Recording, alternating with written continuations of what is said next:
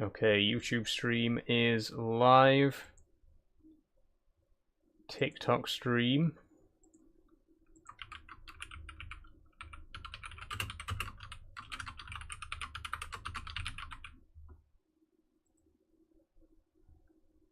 Is also live. Pop out the chat.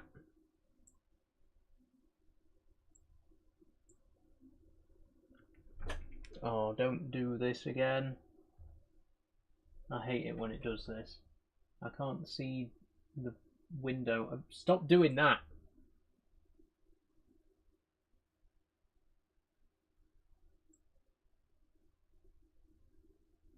Okay, there we go.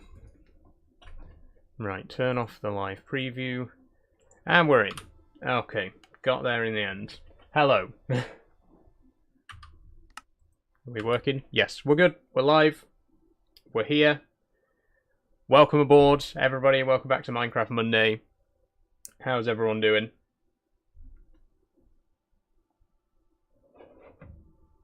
We're a minute or two early, so we're not going to dive into it just yet. Ooh.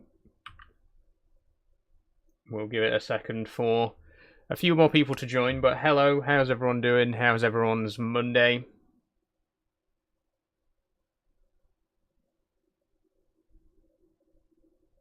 There we go.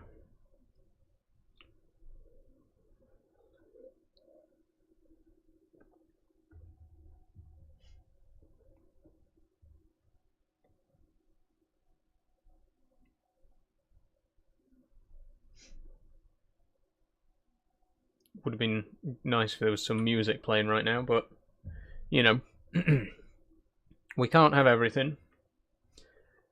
Regardless, welcome back. It is now 3 o'clock, so we're going to start the stream. Welcome back to Minecraft Monday. Today we're diving back in to create Ad Astra. If you haven't joined before, don't worry. We'll have a little bit of a base tour before we begin, but this is going to be quite a big one. We got a few exciting bits and pieces that we need to start doing today, which we are going to do. Okay, not sure what that means, whoever just sent that message, but never mind. So we're back in Minecraft Monday. We're going to dive straight on into it. Hopefully the usual crowd will arrive in due course. We're going to head down and I'm going to explain what's actually happening today. So if this is your first time joining, this is a mod pack called Create Ad Astra. It's a mod pack that I put together myself, and if you're in the Discord server, you can download it in the Minecraft channel. But the main mods are Create and Ad Astra. Create is the mod that adds all the wonderful machinery that you can see all around the base. All of this stuff in here is all Create related. And we've been mostly focusing on Create at the moment, where this is episode 14. And so far we've pretty much been solely focused on automating all of our production lines with Create. And we're going to be doing a bit more of that today as well. Hello Daniel, how are you doing? But I do want to discuss before we begin what I've been up to off camera, because I actually went ahead and finished building 2 off camera. So if you remember, at the end of the last stream, the ceiling was not quite finished on the 2nd and 3rd floors. That's all done now, including all the girders and lighting, so we now have 3 fully enclosed floors. Here's the ground floor with the diesel generator we built last week. Here's the middle floor, which is going to be our train station. And here's the top floor, which is going to be our processing area. So we got all of those in now. I didn't want to spend hours and hours doing all that stuff on stream, because we've been building this for like the last 5 episodes now. So I just went ahead and finished the roof and the ceilings myself, so we can get stuck into some other stuff, some more exciting stuff. I'm doing good. How about you? I'm good, Daniel. Thanks. How are you doing? Ben Cliff says, "Do you like God?" Literally question. Don't ban me. Well, I'm not. I'm an atheist, so I don't believe in God. Sorry. I've also done a little bit of work on the roof. If we head up here, I'll show you what I've done up here. Basically, I've just put a cage around the top of the ladder, as we have down at the first building. Hold on, if I get my spyglass out. There we go. So I've copied the cage design basically for the top of the ladder here, and we've added a copper fence all the way around the top of the building as well. Just a little bit of a safety railing. We don't actually need it. It's not actually, you know, we're probably not going to fall off, but I just thought nice little bit of decoration for it. So there we go. Now, if we head back down, we'll take a look at the checklist, and I'll show you what we're actually going to be building in today's stream. What atheist? I said atheist, Ben. Atheist, as in I don't believe in God. Hi, how are you? I'm good, thank you, Dagger. How are you doing? Welcome to the stream. We started a little bit earlier today, but don't worry, you haven't missed anything. We haven't got into the actual meat of the stream yet. Have you ever been to Norway, says Classy Snob? I haven't been to Norway, Classy Snob, sorry. Okay, let's take a look at the checklist. Let's talk about what needs to be done today. Wait, one more thing that I do need to mention. So earlier this week, or rather last week, the diesel generators mod got an update, which rebalanced the diesel engines. And unfortunately, this has had some unintended side effects. So first of all, the main diesel generator here, I've turned it off temporarily because this thing now runs at 224 RPM, which is way too fast. We don't need all that. We don't need all that. What I've done to slow it down a little bit is I've put an adjustable chain gear drive up there, which halves the output. So these machines will operate at about 100, 112 revs per minute. But yeah, they've increased the speed of the generators, but not the stress units.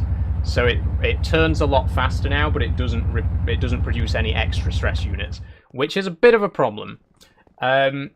Partially because it also increases the fuel consumption, so we're now using diesel faster than the machine can produce it. We do have a solution to that, which we'll focus on later, but that's why the machine is temporarily turned off. And the other problem is the small diesel generator, which we've been using to power our mining drills. Unfortunately, that's been balanced as well. By which I mean they've increased the speed of it, but not the stress units. You can see here, this thing is turning way faster than it was before.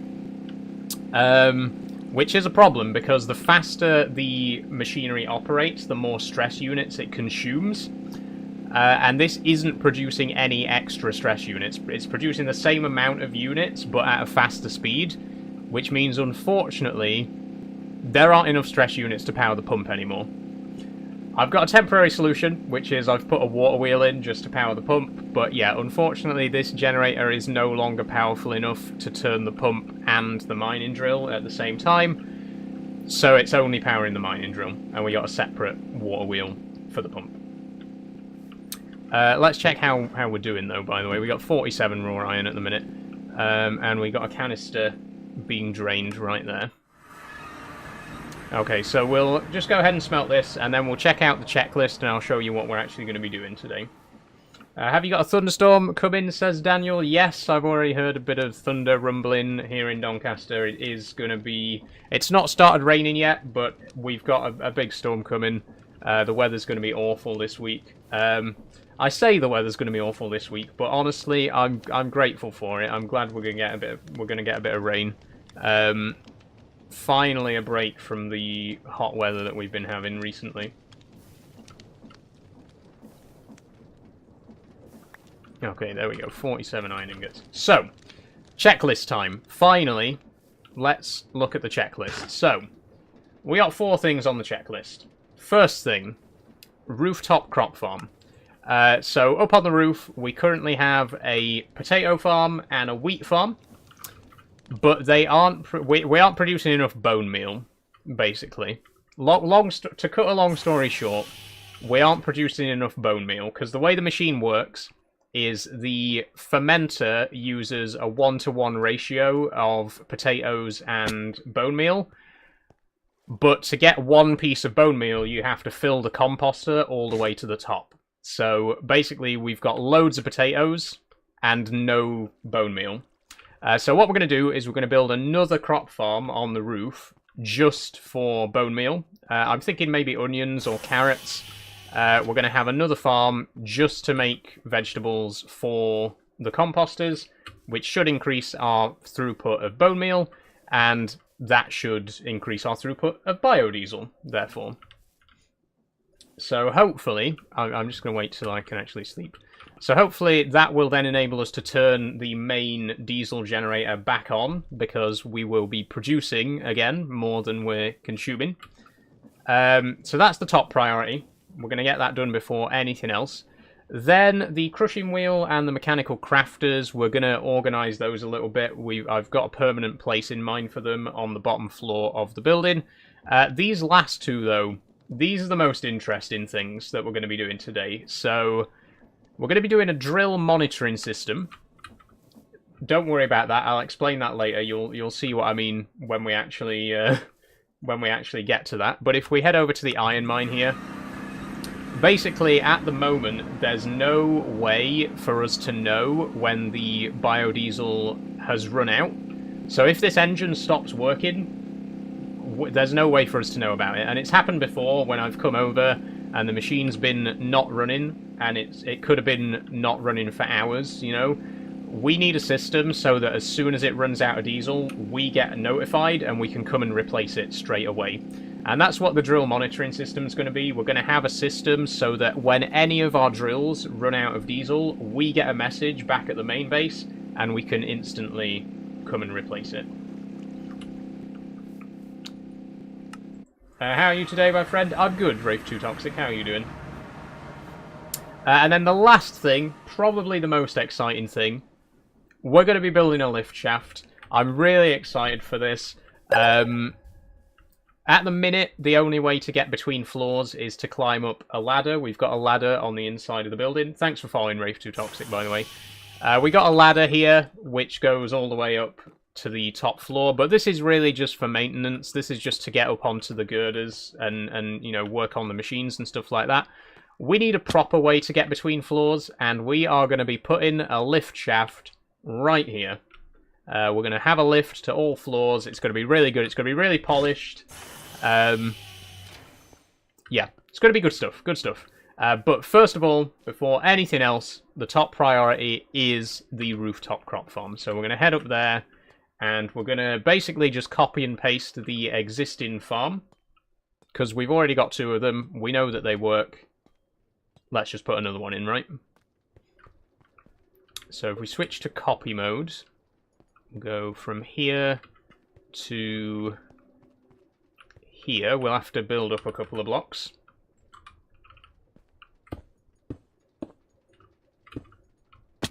And there. 660 blocks, there we go. Then switch to paste mode. And it should tell us... materials list, there we go. Let's make sure we get all the materials so we can actually place it all down. 68 dirt, 28 granite pillars, portable storage interface. This doesn't count the actual mechanism either, because that doesn't get copied because it's an entity. So we also need to remember some harvesters and glue.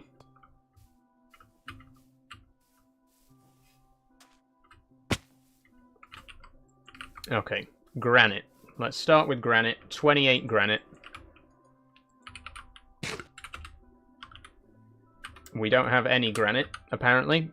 We got some granite pillars in our bag, but we don't have any in storage. Not to worry, we can grab some of that quite easily. We got a mine just over here.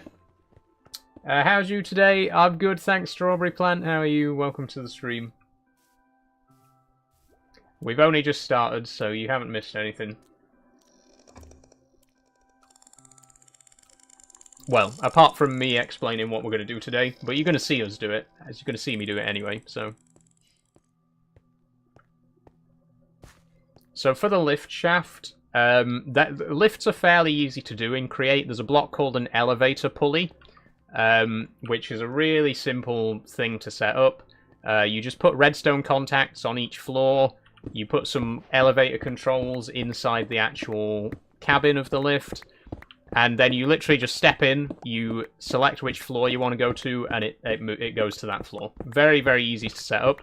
We're going to polish it a little bit. We're going to have buttons on each floor so that you can call the lift, and we're going to have lights on each floor to show you where the lift currently is. It's going to be pretty nicely polished, but they're really not difficult to set up. If you want a decent lift in your build in Minecraft, the Create mod has some great options for you. We'll just go for 2 stacks of granite.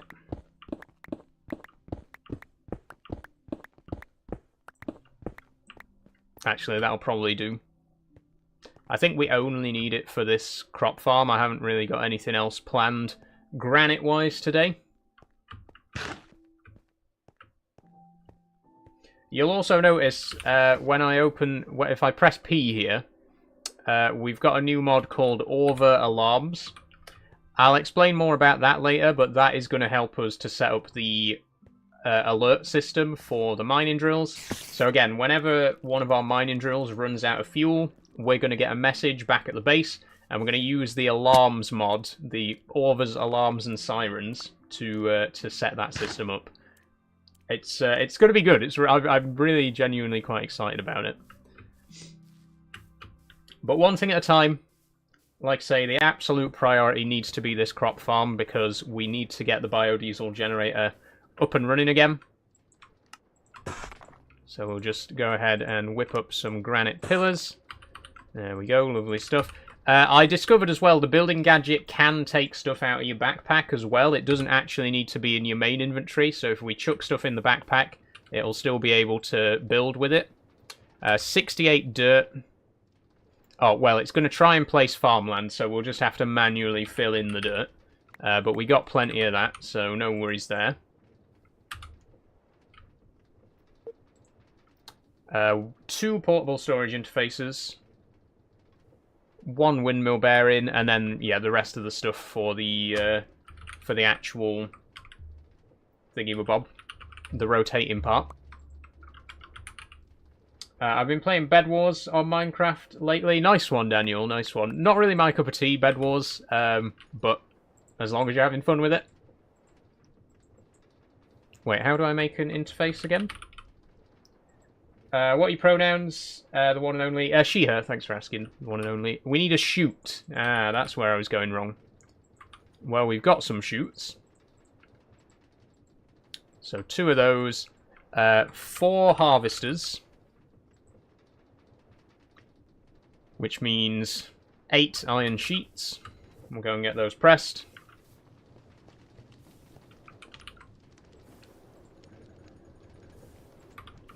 There we go. I haven't played Minecraft in about 2 years. Started in 2015.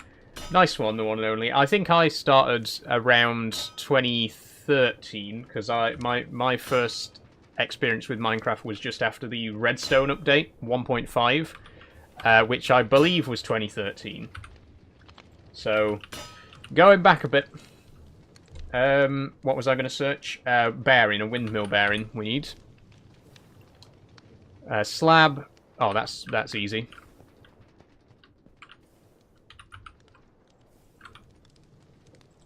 Okay.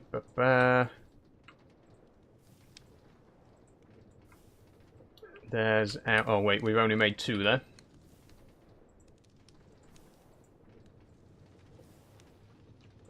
Okay, there's the harvesters.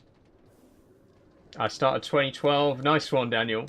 Do you play PC? I do, yes. I'm on PC, the one and only. I'm playing with quite a lot of mods, which unfortunately aren't available on console.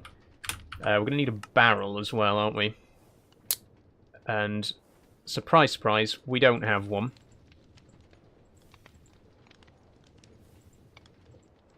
There we go. What else? Barrel. The sails. We need sails for the windmill. We need 8 of those, which is 4 blocks of wool. We also don't have wool. Or do we have wool? We do. We have 4 orange wool.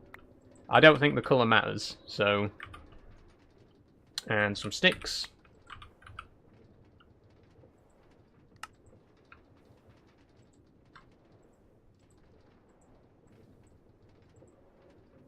Bit more andesite. There we go. I think that's everything. We should be able to head up to the roof and place this down. No trouble. Sorry for lots of questions. When are you next playing Farming Sim? Friday, the one and only. Farming Sim is every Friday. Okay, up we go. We've now got everything. I do need to make sure that it's properly spaced, though. There's enough room on this roof for exactly 6 farms if we place them in the exact right positions. So I just need to make sure.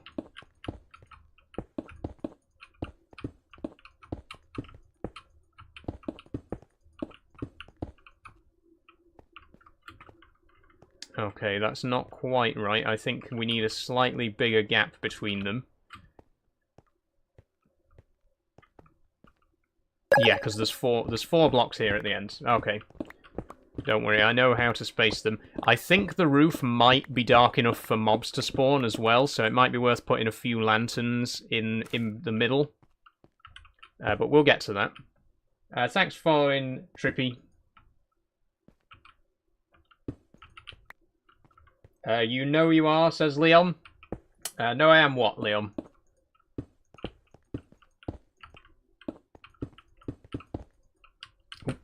Wait.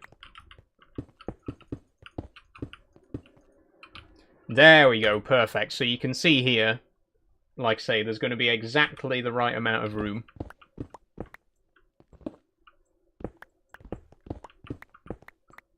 I think I'll just sleep up here. I'm not going to go all the way downstairs just to sleep. Oh, male, says Leon. Yes, I am male, yes.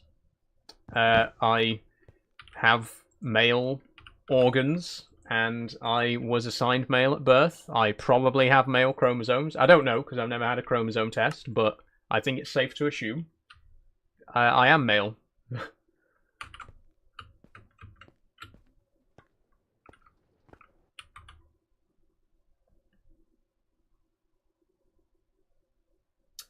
Do you struggle keeping on schedule with things like Minecraft Monday and Farming Fridays? Says so. Yeah, it's Ebony. Not particularly. I have struggled in the past with keeping to a schedule, but I think recently I've gotten a lot better at it. I think it's because of how successful the streams have been lately as well. It can be hard to keep to a schedule when you're not really that motivated, you know? When the streams aren't going too well, and you're not getting many viewers, it can be like, well, why should I bother? But I've been doing quite well recently, so I've been a lot more motivated to make sure that I stick to a schedule. And I don't think we've missed a stream for like 2 months nearly. We've been very consistent with the streams lately.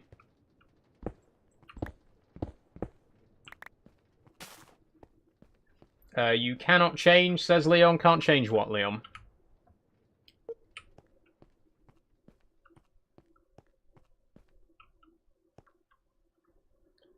Are we in the right spot here? No, we started...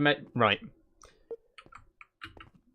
You have to be quite... the building gadget's a little bit annoying, because it the corner that you start from is the corner that it pastes from. So we need to start copying from the bottom corner and finish in the top corner. Otherwise it'll paste the wrong way round.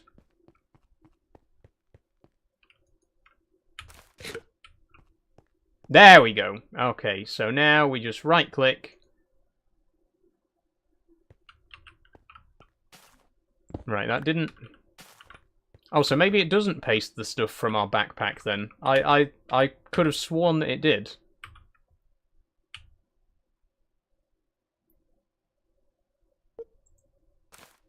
Bind inventory? What does that do? Okay, that hasn't made a difference.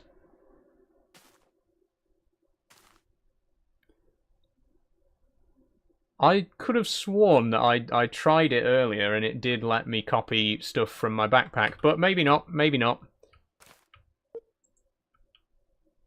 I guess we'll just take everything else out then. Well, actually, do we really need to... To be fair, I don't think we even needed the copy gadget at all, because the only thing that is actually needing being copied is the frame. Like, we still have to build the machine itself ourselves, so what was the point in wasting time with the copy-paste gadget, Saul, really?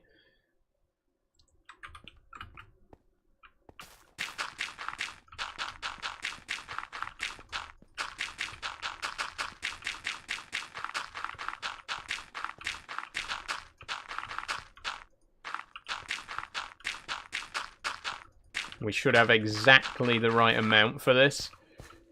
Are you fucking joking? Is this a joke? Okay, we got 5 more. What next? Oh, we need a storage interface in the floor facing upwards. And then we need another storage interface here facing downwards. There we go. I got the number 3 gifter badge. Thank you, the one and only. We need a block of water there. Then we need to build the rest of the machine on top. So we need our bearing, our barrel, everything else. Where is it all? We didn't make a We didn't make a bearing. Can we make a bearing up here without going back to base? If it'll let us use polished granite, maybe. It won't. We're going to have to go back down. Good. While we're down there, we can get the onions that we're going to plant here, and also a hoe, so that we can prepare the ground, and a bucket of water. So actually, it's probably for the best that we're going back down. There's a few bits and pieces we still need to collect. Grab a bucket of water from the pond here.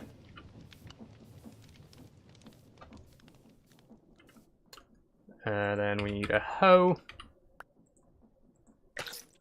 Might need to make another hoe. That's looking a bit low. There we go. And onions. Or actually, we could use carrots. Do we have... Well, we don't have any proper carrots. We got onions, so we'll use onions. Do we have bones? We got a couple of bones to start the farm off. And we need a windmill bearing.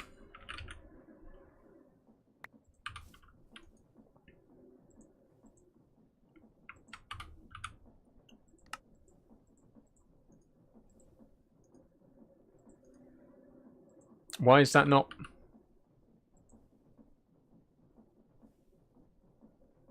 Why does it not accept... Oh, okay. So it does need to be polished stone, but not pillars. Like any other type of polished granite is fine, just not pillars. Or not. What do I need? What do I need then?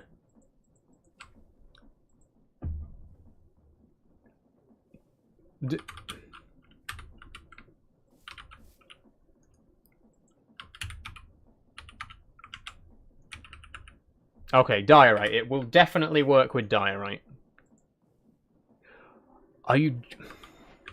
It's because I didn't take the slabs out of my bag. That's why. There we go. Right. Glue. Do we have glue? We got glue. We got everything we need. Let's go and build it. God, we're almost half an hour in. We haven't even done the first thing on the checklist yet. We got much more exciting things to be doing today.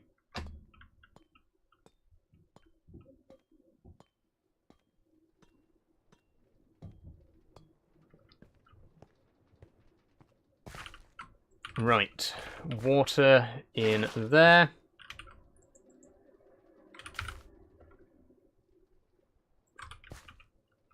Barrel here. Windmill bearing. Windmill sails. Wrong way. And then the harvesters, which go this way.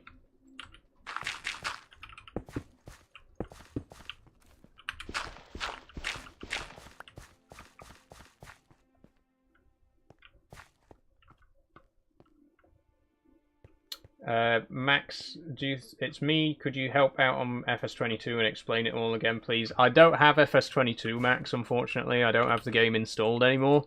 Like I say, if you want to join the Discord server or drop me a DM, I can give you a hand. But I just don't have the game anymore.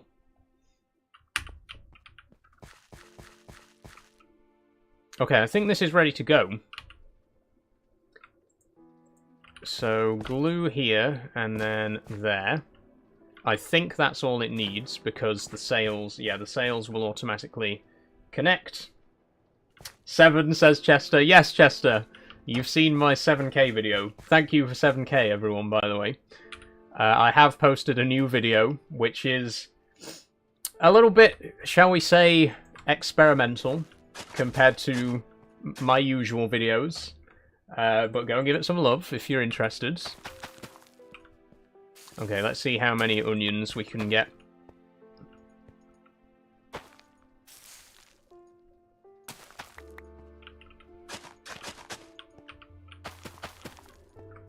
Right, we need a little bit more bone meal.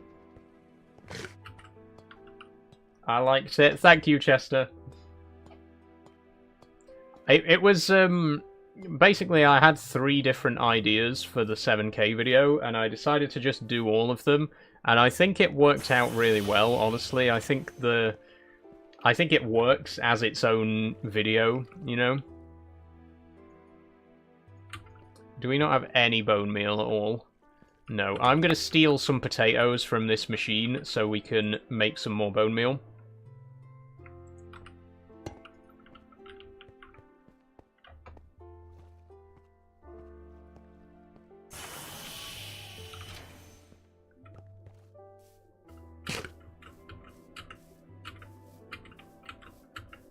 Okay, do we have... Actually, do we have a composter here? No. We can make one. We can make another.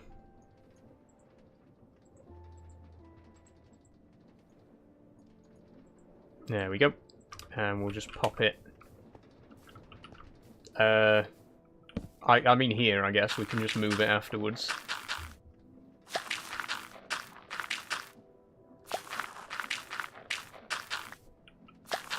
Why does it pop out in a random direction? That's what I want to know.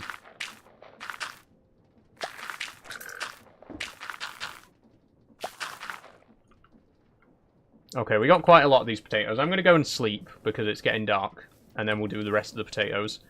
We just need enough bone meal to grow the entire onion farm.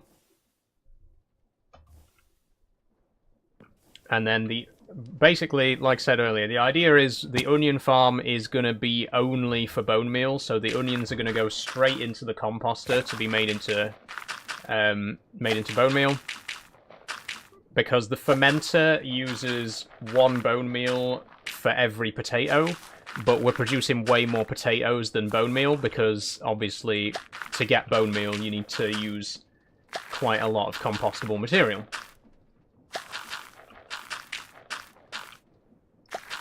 But this should remedy it. This is why I wanted to make sure there was room for extra farms on the roof. Eventually, there'll probably be 6 farms on the roof, and they'll all be providing various different factories around the base.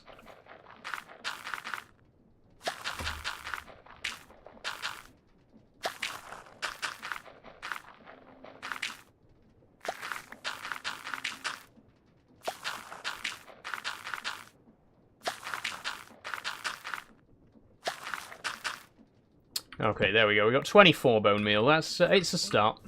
I don't think it will be enough to do the whole crop farm, but it depends how many onions we get, you know. Play Farming Sim, says KD contracting. Not today, KD contracting. Next Farming Sim stream will be on Friday.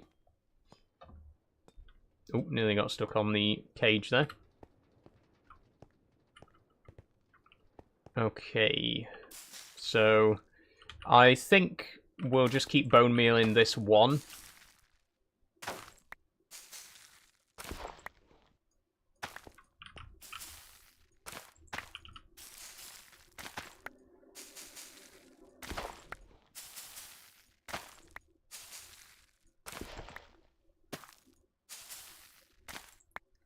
We do need about 60 of these.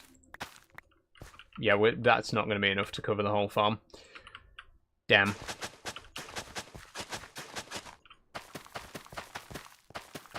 Well, let's just plant them and then figure out... That doesn't help. Plant them and then figure out how many more we're going to need.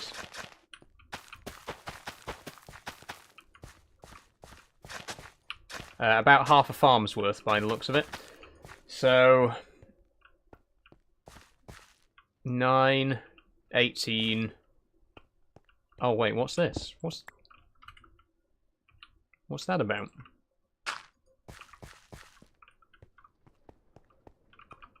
Have I... Oh, I know what I've done wrong. Okay, I wasn't supposed to place those there, I don't think. Oh, shit, wait, no. Oh, I built the farm's the wrong size. The farm is the wrong size.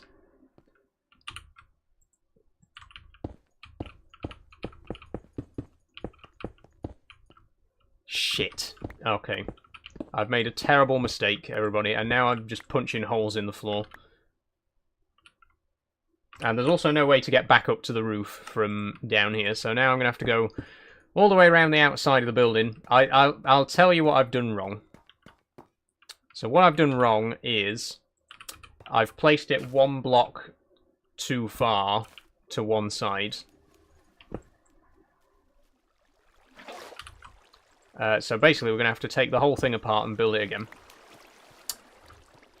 Which is going to be fun. It's not the end of the world. In fact, we don't need to take up everything.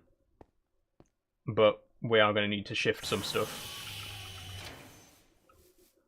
Hi, Max, how are you doing? Is that Max or is that... Oh, it's MPK. Okay, sorry. How are you doing? Okay, so basically, the farm is supposed to be here. One block to the side of where we've put it.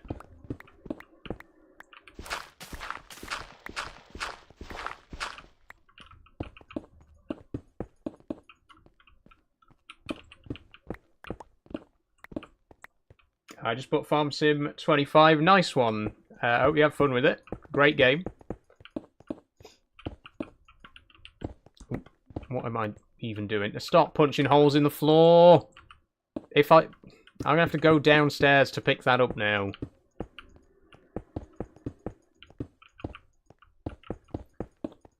Okay, there we go. That's the actual size of the farms, and there is going to be enough room for them.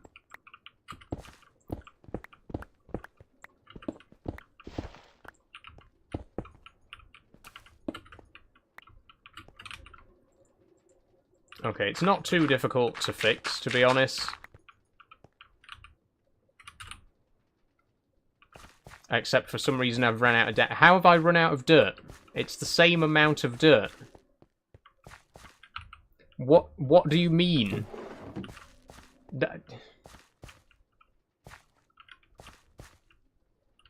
Okay. We're gonna have to take all of this down anyway, because it needs moving one block to the side.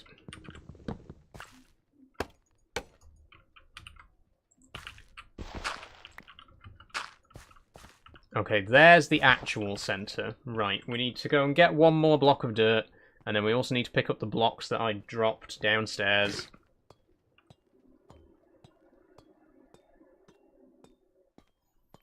God, we're nearly 40 minutes in. This should have been done in the first 20 minutes. Right, where did they drop? Come on, I know a block dropped down here. I saw it.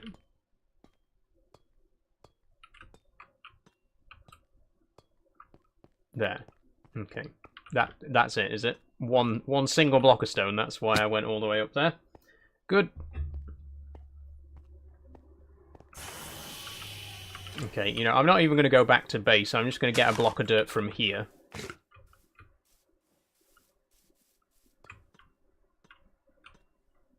Instead of going all the way back to the storage vault for one single block of dirt.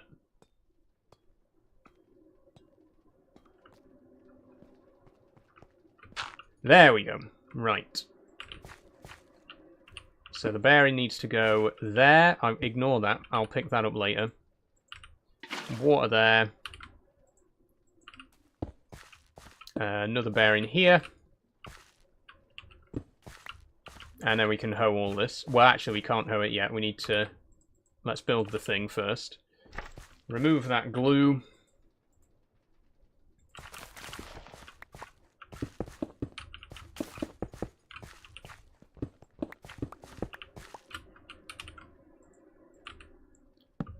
Barrel. Bearing. Sails. If I could put them in the right place.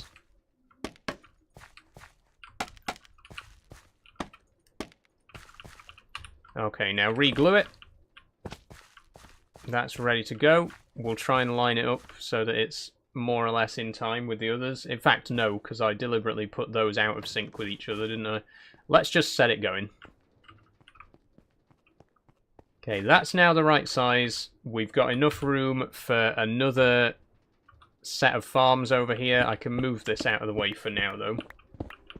So all we need now is to get enough onions to cover the whole thing, and then hook it up.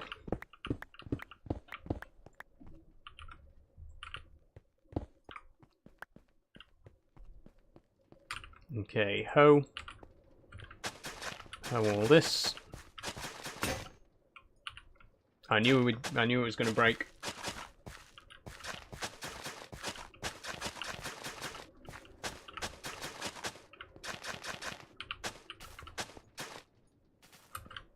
There we go. Okay, and we got a few onions spare.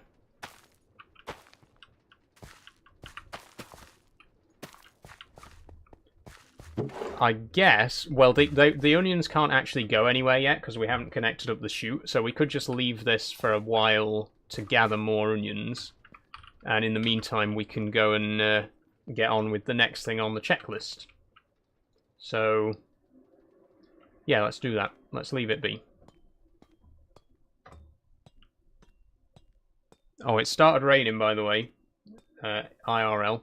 The storm has arrived. It's going to be pretty bad, apparently. Okay, so the next thing on the list is the crushing wheel and crafter. That's an easy enough thing to do. So the plan is we are going to have our crushing wheels and mechanical crafter in this corner. The crushing wheels we can move. They don't need to be powered by the water wheel anymore because they can now be powered by the diesel generator. So all of this can be picked up, which will give us a bit more space in this corner. It'll be a little bit more compact now that we don't need the water wheels. There we go. Break all this.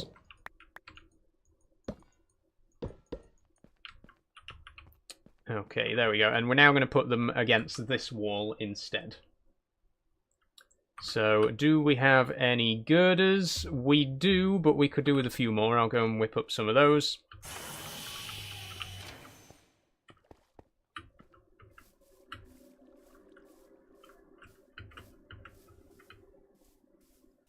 I should probably sleep as well, actually. Let's do that while we're here. Since we're passing.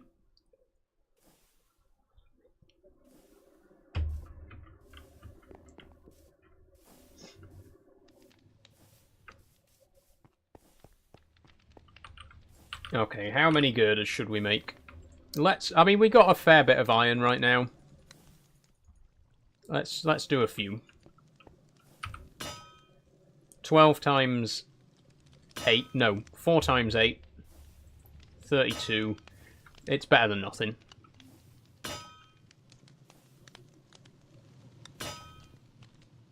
Be nice if this was a bit faster. Can't really do much about that, though. We're at almost full capacity with the steam engine. Maybe we should hook this building up to the diesel generator as well, because at the minute this building is being powered by our steam engine over here, which I think has served its purpose. It's been very good. It's done a great job. But I think we're getting to the point now where steam power just isn't going to cut it anymore. You can see just from these machines here, it's at 93% capacity. Might be a good idea to decommission the diesel generator and hook this up to the main power supply, or disconnect the steam generator rather and hook it up to the main power supply. We shall see. The thing about the diesel generator as well is that it will produce a constant amount of stress units even if they're not being used. So it's best to actually make sure we're using the maximum power of the machine and none of that power is going to waste, you know. Okay, I'm going to make some cogwheels because we're going to need a fair few of those. We could do with some more wood as well, actually. We're going to need a few gearboxes. I'm going to go ahead and make 6 gearboxes if we've got enough cogs. Where have the cogs gone? There we go. We're not going to have enough. We're going to have enough for 4 gearboxes. Which is a start, I suppose. And we're going to place them so that they're offset from... There we go, we're going to place them like this. These 2 are going to have the crushing wheels on them. And then we're going to also have 2 more here, which are going to be vertical ones. And they're going to take power from a shaft along the ceiling. Okay, shaft. I don't know if you can hear that, but the ice cream man has turned up. Right. Why is it that the ice cream man always comes at the worst possible time? Who's getting an ice cream today? Who wants an ice cream? It's pissing it down with rain. There's a thunderstorm on the way. Who's buying an ice cream? Why are you here, man? I don't understand. But he's here. So if anyone wants an ice cream...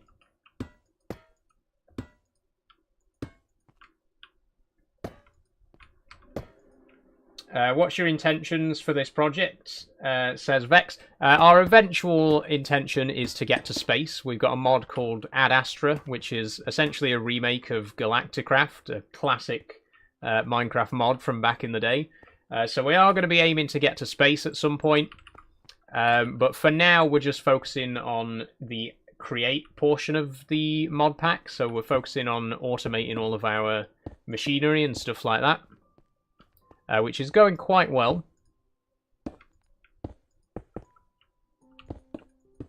Okay, I think we're going to need to take to the ceiling to get the rest of that in. It's my birthday today. Can you say happy birthday, big fan? Yeah, sure, Leighton. Happy birthday. Happy birthday to Leighton, everybody. Thank you for being a big fan. Thanks for watching.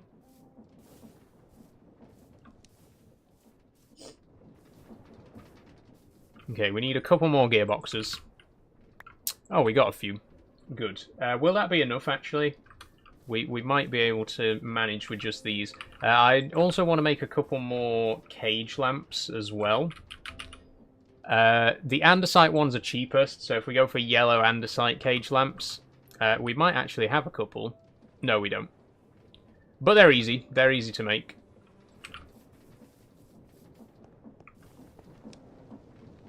Did you make this, says Zach? I did, yes. Everything you see here we've built live on stream over the course of this series. We're on episode 14 at the minute. The previous episodes are all on YouTube if you want to go and watch the series back. But yes, everything you see around the base we've built. What do we need for a torch? Sticks and coal. We don't have any. They're all in my backpack, that's why. There we go. Okay, a couple of cage lamps, and we're good to go. Where have they gone? There. Can I join or have the map code to play it on? It's single player only, Zach. I can give you the seed. No, it's quite a big seed, but I can copy and paste the seed in the chat, I guess.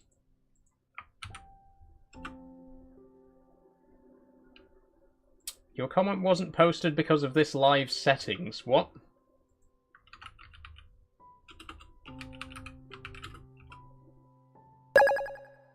Okay, TikTok, do you wanna explain why a random string of numbers is apparently not allowed to be posted because of my stream settings? It's my stream. What do you mean I can't post the map seed on my stream? Okay, I don't know what setting is not letting me do that. Hang on. Sorry, got an itchy ear. I don't know what setting is stopping that from working.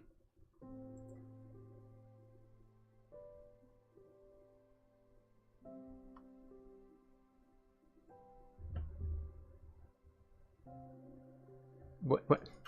I don't even know where to change this. There we go. Okay, hang on. No, I need to change the chat settings.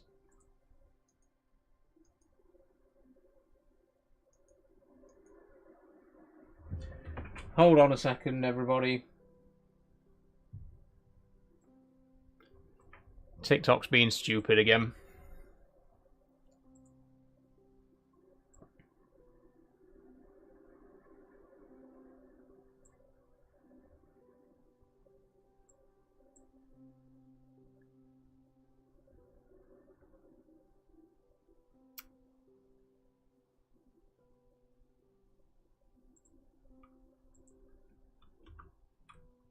Okay, there we go. I think it's because it's set. I think it was like thinking that it was a spam message and automatically removing it. But it wasn't a spam message. It was in fact the map seed, which I've now posted in chat. Bear in mind, you will not be able to. You'll have to have the same mods that I've got, or you won't get the same seed. You know, the seed will look completely different. I'm using TheRelaxedMovement for the terrain generation. So if you want to download this mod pack, you will need to be a member of the Discord server as well. And you can find it in the Minecraft channel. Okay, not where I wanted to place that. There we go. And then another one in this corner.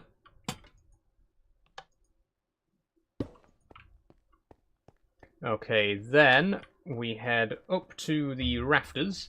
Did you get the gifts? I did, Zach. Thank you very much for the caps, the hat and mustache. What else was there? The roses. It's all very, very much appreciated. Thank you very, very much. Okay, so now we want 2 more vertical gearboxes here, which are going to complete this square. And then we can have a shaft along the top. And then another shaft here, which will connect it to our main network. There we go. And the crushing wheels are ready to go. Hold on. I've got a really bad itch, like on the inside of my ear. I hope I've not got... I hope there's no earwig in there. They don't actually go in your ears. That's an old wives' tale. But you never know. Could have a grain of truth to it. Okay, I'm going to put a chute here. Not there. I'm going to put a chute here. And then another chute there. And then we just need a barrel on the top and the bottom. And then the crushing wheels, once this is working, the crushing wheels are going to be powered now by the diesel engine instead of by water wheels. And we got a nice safety cage around them. I mean, it's not really that safe. We can still walk underneath. But you don't take any damage from the underside, you only take damage from the top, so this is going to be nice and safe. The other thing is, the mechanical crafter is going to go here as well. Hold on. And it's going to be 5x5, which is going to allow us to do pretty much all crafting recipes that we would need to use the mechanical crafter for. Hi, No Name, how are you doing today? I'll try the game in a bit, says Zach. You'll have fun with it, Zach, I think. It's a really great mod pack. There's some really cool stuff in here. Okay, and then we'll do this.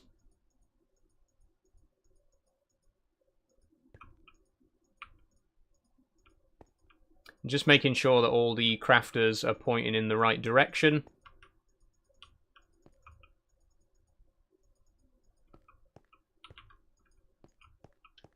There we go. And then we just need a barrel at the bottom to get the output, and then we need to connect this up to the generator as well, which I'm going to do at the side here. I could do it at the top, but I don't want everything to look too symmetrical, you know? I think if everything's perfectly symmetrical, it looks a little bit off, ironically. I think it's more realistic if there's a bit of asymmetry. So we're going to connect the power from the side instead. And I'm going to use something a bit different for this one. I'm going to use an encased chain cogwheel, which is from a mod called Create Connected.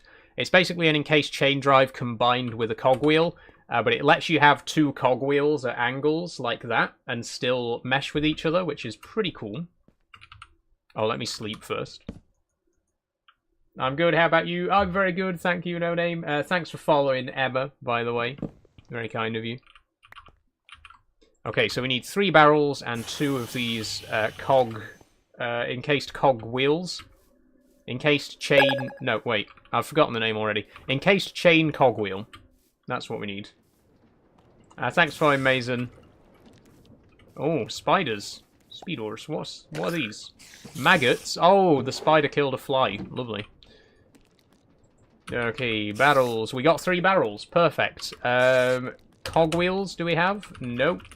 And we don't have chain drives either, but we can whip some of those up. Chain drive is just zinc nuggets and andesite casing. Oh, wait, what button did I press there? C. Good. I need to remember which button it is to open the chunk map, because we will need it when we get to the chunk loading stuff later on. It's C. Okay, zinc. Get some of these out. We only need 2 of these for now. And then we just combine those with 2 small cogwheels, which we don't have because we're running low on wood.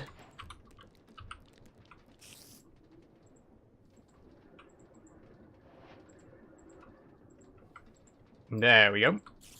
And where's the chain drives gone now? There. Okay, perfect. So we can go and plug all this in. And then that's the second thing on our checklist done. The first thing is still not quite done yet. There's a few other things we need to do. But we have got our mechanical crafter set up, which is going to be very useful, very important for future stuff. There we go. So, like I say, these work basically like a regular encased chain drive.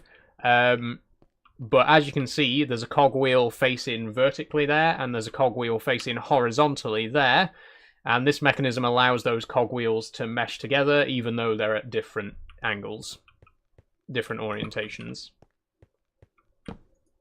Yeah, there we go. And 1 more barrel up top. I might need to climb up.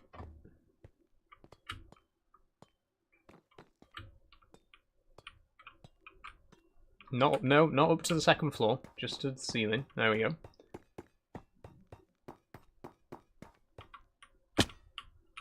And there we go. Okay, so I am going to test it. We can't have the diesel engine running for too long because we still haven't hooked up the onion farm yet. But if I flip this on just for a minute... Oh. Oh, I see what we've done wrong. There we go. Okay, there's our cogwheels spinning. To make sure they're spinning in the right direction, is there anything we can grind with them? Can we grind blackstone with the crushing wheels? No. Do we have anything that can be ground with a crushing wheel? Oh, coal. Coal can be ground into coal dust. So if we put a bit of coal in the top, we get coal dust out the bottom. Okay, so that works, and they are rotating insanely fast right now. Again, these are spinning at 224 RPM. Actually, no, these are 112 RPM because we've slowed it down. But they're still working really fast, and the mechanical crafter's working as well. You can see the cogs turning there. So if we build anything with a mechanical crafter, that's going to work as expected. It works. We're going to turn the engine off again now, though. We don't want it running just yet. Why are there loads of potatoes here? What's What's that about? Can I just squeeze through there? Thank you. Where are these potatoes coming from? I'm going to turn it back on again just for a minute, because we need to go and figure out where these potatoes are being spat out from.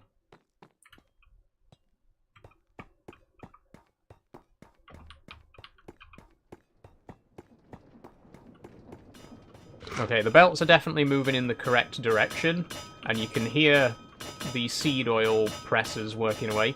For some reason, these have got potatoes in them. Why have these got potatoes in? They shouldn't have. They should just have seeds in.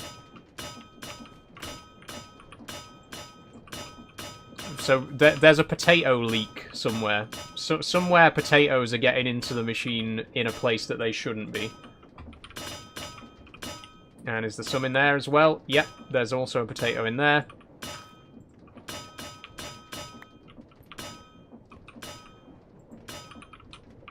Okay.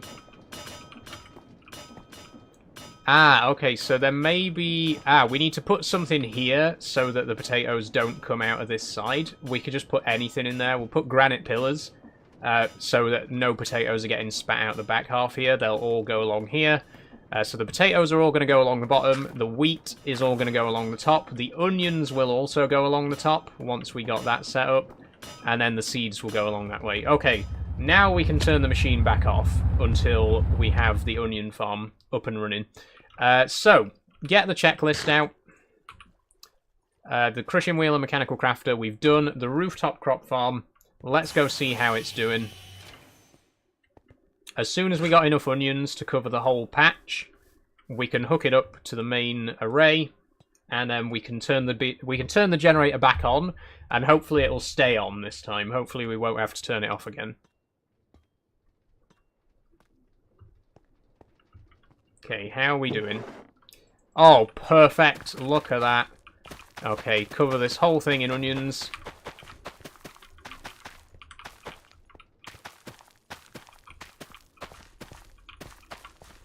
That's all we needed. Spare onions in there. We'll put the spare potatoes back in here as well. And now we can go and hook this up. So we need to head to the top floor. And we need to connect up some chutes.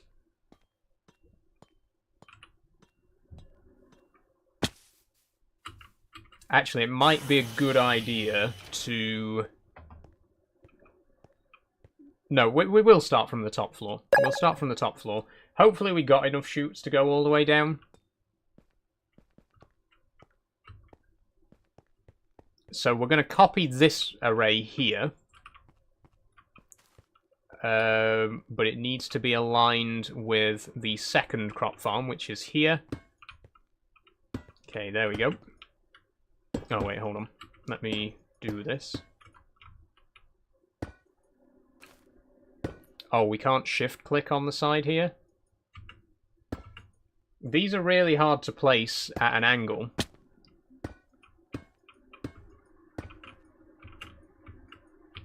Okay, we can go up to the ceiling for that. And then same again on this side. Oh, we can put a little window in as well. So there'll be, again, a fourth crop farm eventually will go there. For now, we've only got 3. And eventually we can fit in 2 more as well. This room here, by the way, is going to be filled with equipment to process the ores as they come in. Hopefully we'll be able to work that around all of this crap that's here. All of these chutes and stuff. But we'll see. There go the onions. They'll get stuck here for now because we haven't hooked it up to the lower floor yet. So, oh shoot, can we... Is it a good idea to just drop down? Let's drop here. There we go. I'm not going to connect it up just yet. Actually, wait.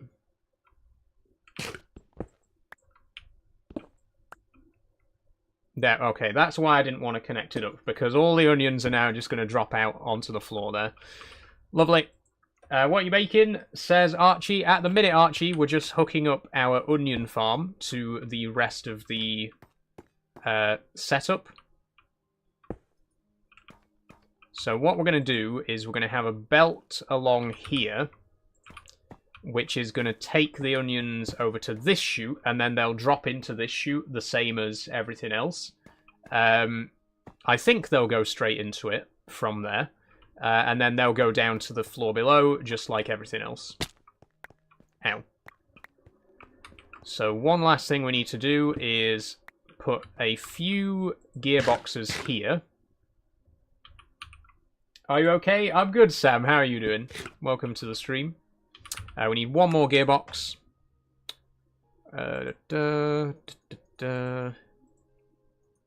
There we go. Can go there. It needs to be a vertical one.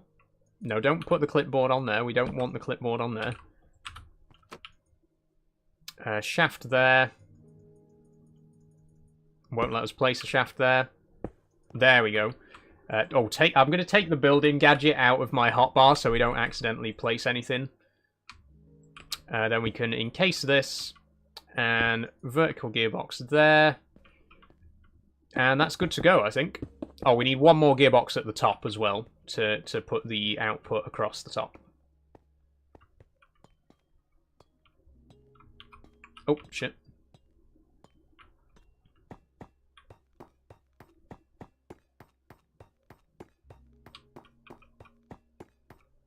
Okay, one more gearbox. Oh, for fuck's sake, we've run out of wood again. I'm gonna have to go back to base. We need wood. Oh, it's dark. Let's sleep.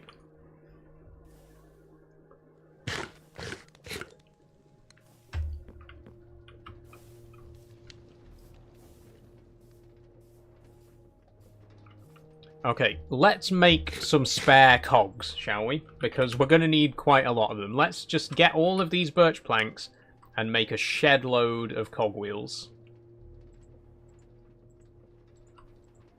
That's better. And while we're at it, let's make some more shafts as well. Good. And then while we're also at it, let's get some more andesite out, because we're going to need that later. Right. Gearbox. There we go.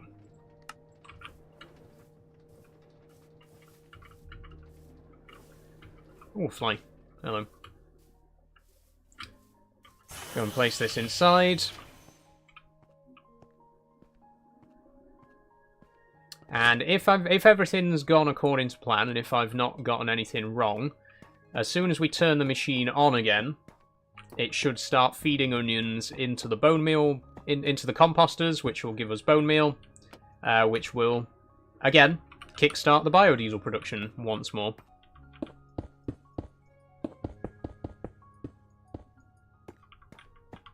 There we go, that hooks up to there. There's already some onions on the belt. I'm going to put this stack of onions on the belt as well. Oh, it won't let me. Could we put the onions? No, we couldn't put the onions in that chute. Okay, we'll put them back in at the top. Will we also need to encase? I think we will need to encase that shaft, that chute there. Afternoon, Charlie. How are you doing? Okay, is there anywhere else we need to put casings? That's encased. The one on the ceiling's encased. The one on the top floor might not be yet.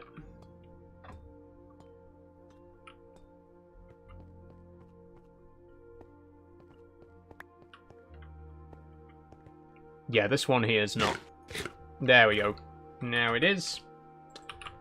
So I'm going to go and put the onions back in the top, then we're going to turn it on, and hopefully, like I say, that'll get the diesel engine working again, and it won't need to be turned off this time. It can just stay running indefinitely, which is what it was supposed to be doing before.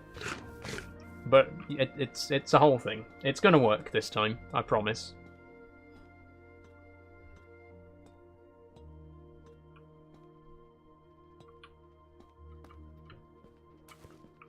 Okay, spare onions in there. They'll all go down. We head back down to the bottom floor again. I'll just shove all of this shit in my backpack for now. And if this works, we'll be able to cross Rooftop Crop Farm off the list.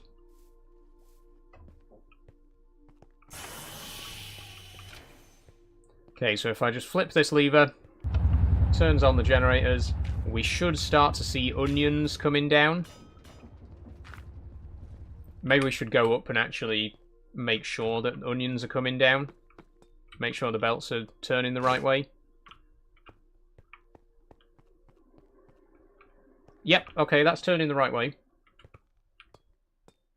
So if we head along the catwalk and along the girders here, we should see onions appearing on this belt. Or at least going down into the composter. Why Okay, I'm not seeing any onions. They haven't gone down. Please tell me the onions haven't just gone down straight into the trash can. Oh my god, please tell me I haven't just wasted all those onions.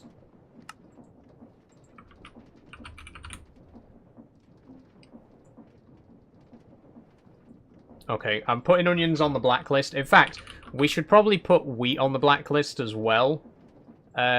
We don't want... Actually, why do we even have a trash can here? I don't know. I think it's just to get rid of straw, because we don't need any extra straw. As long as it doesn't use... as long as no more onions go into the trash. I can hear the thing working, though, so bone meal is being produced. It's just happening very slowly, evidently.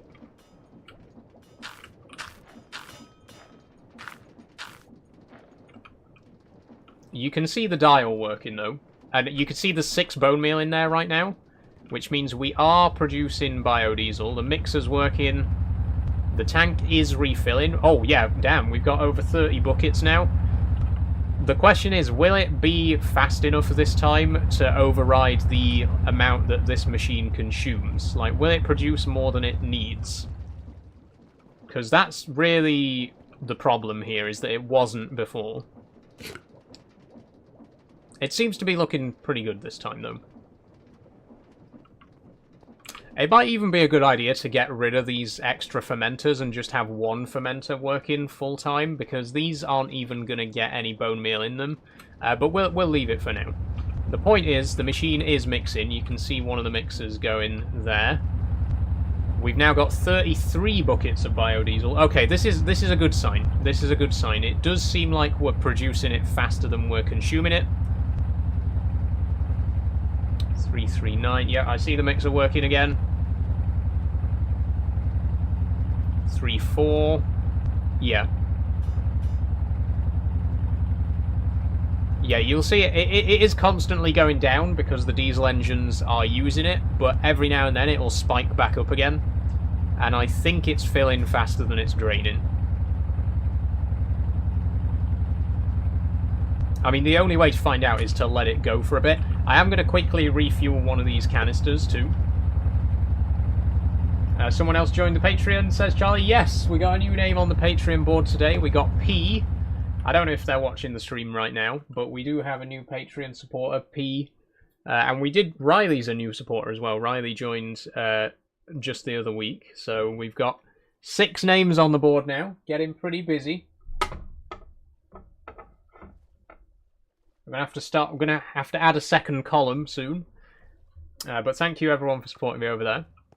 Okay, so we can now cross rooftop crop farm off the list, which means we are on to the drill monitoring system, and this is where it starts to get exciting.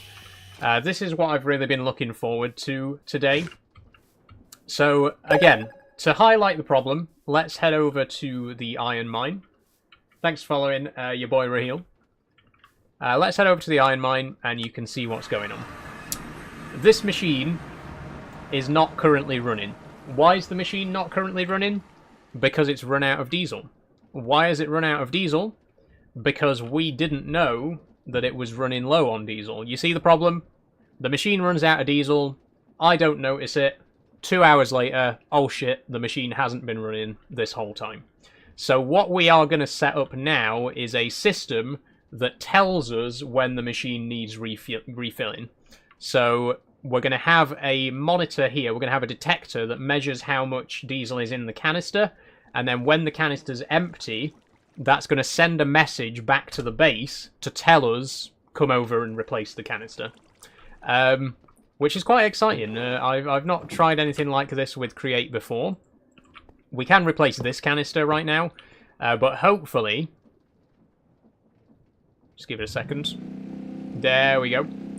Hopefully, by the time this canister has run out again, we will have set up a system to let us know.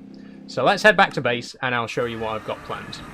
We are going to need 2 schematics, because there's a... Right. There's 2 schematics. There's one for the control system, and there's one for the monitor itself. So we're going to have a system that monitors the fuel level, and then we're going to have another system that displays a message when the monitoring system tells it that we're running low on fuel. Again, all will become apparent. You'll see what I mean.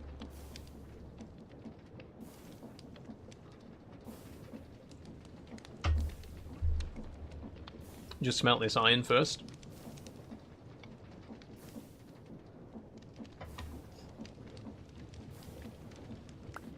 There we go.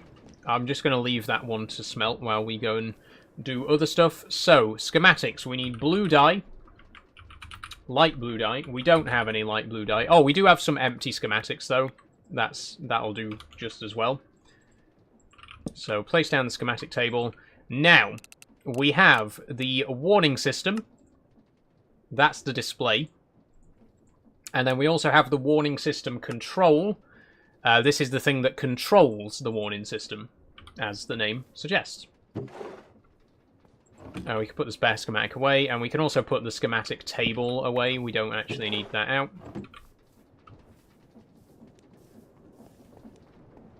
Just go and gather this iron. And then we'll go and sleep. No farming sim today. Not today, Charlie. No. Minecraft today. Minecraft Monday. Oh, we can't sleep yet.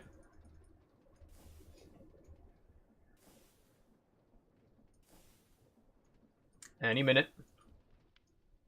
There we go. Okay, so the first schematic is the warning system itself, and I think we'll build this one first. The display, sorry, we'll build the display first because it's just an easier build. There's less parts required, and I think we're going to put it over here somewhere. I'm going to rotate it because I don't want it in that orientation. We're going to have it facing this way, and we'll probably push it back a little bit as well. But there's some really interesting stuff going on here, as you'll see when we build it. So we got a display here. This is a digital display, so this is going to display text on it, and that's going to give us the error messages when we need to see them. And on top of that pole there, you can see a redstone lamp and a siren. So we got a new mod I mentioned earlier. We got a mod called Alarms and Sirens, which adds in a few different sirens. The one we're using is just called Alarm, but there's lots of other really cool sirens and alarms and bells and stuff like that in this mod, which we'll be using later. I'd love to, eventually when we start getting to launching rockets and going to space, I'd love to use the Meltdown and Prison Alarm for the rocket launchers, because they sound really similar to rocket launch alarms. But for today, we're just going to be using a bog standard siren, and you'll see how it works, don't worry. Switch back to move XZ. Okay, let's go here. How's that? I think that's a good position. We need to clear some shit out of the way, obviously. Zach, you are now the #1 gifter. Thank you very much. Okay, I think this is a good spot. Could it be a block this way, maybe? No, I think it was better where it was before. So that's where we're going to put the warning system, the system display. I'm going to keep getting them confused. There's the warning system itself, and then there's the display. This is just the display. This isn't the actual warning system.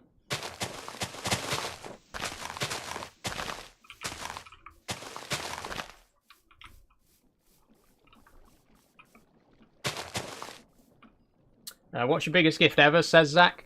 I couldn't honestly tell you, Zach.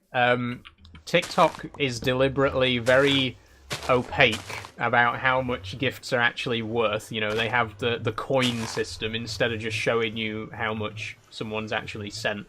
So it's really hard when you get a gift to know exactly how much it's worth. You don't really find out till the end of the stream when you see, like, the total gifts that you've been given. So I genuinely don't know what the biggest gift I've ever gotten is. When you're on Eurotruck next? Tomorrow, Charlie. Eurotruck will be back tomorrow, and we'll be using the head tracker again. Had a lot of fun with the head tracker last week. Definitely will be bringing that back. But yeah, that's going to be tomorrow. Okay, here we go. So here's the alarm display. Is there a way to show...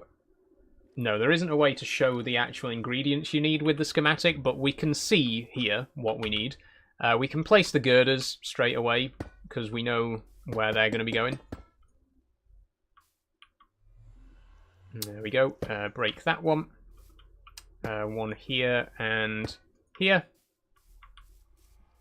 And then two there. Trucking Tuesday, exactly, Charlie, exactly. So then we need some brass casings. 5, 10... Oh, wait, no, sorry. 6, 12, 13, 14, 15, 16 brass casings. Do we even have 16 brass casings? We got 5 here.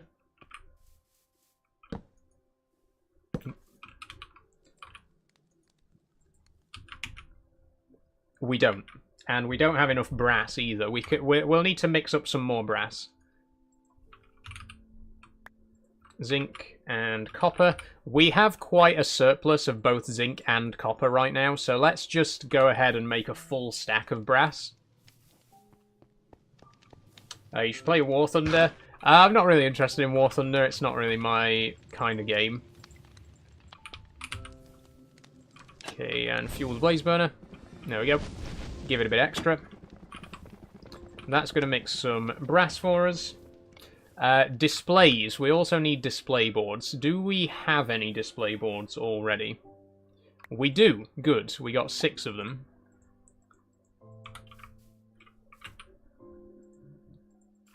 So we can place the bottom part of the display.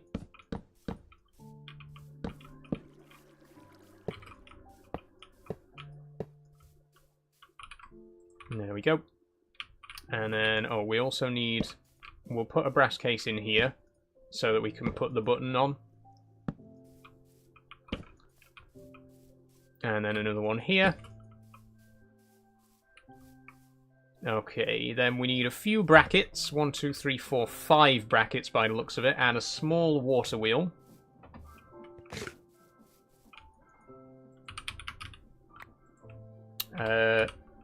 Ooh. Oh, we do have enough brackets. Good. Water wheel. We don't have a water wheel. They're cheap.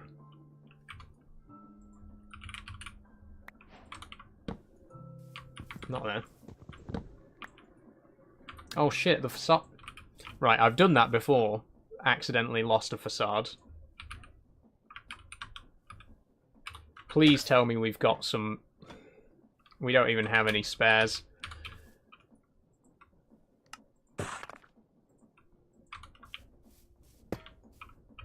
There we go. Okay. Shaft and... Wait, yeah, it's just wood around a shaft, right? There we go. Okay, bucket of water.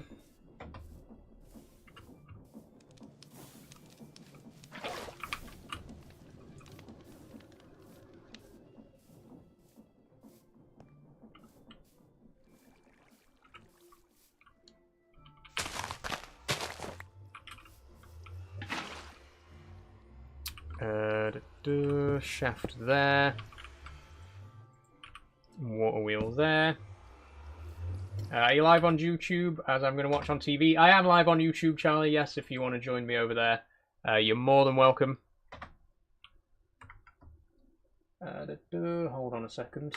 I've accidentally tabbed out of the game. There we go. Ah, I see. I see. bracket here, bracket there.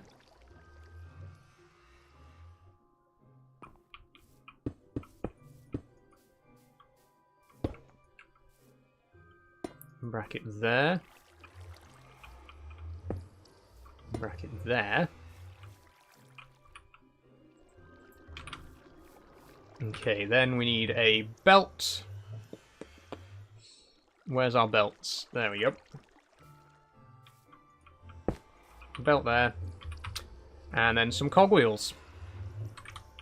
Because we need to step up the speed enough for the display to work.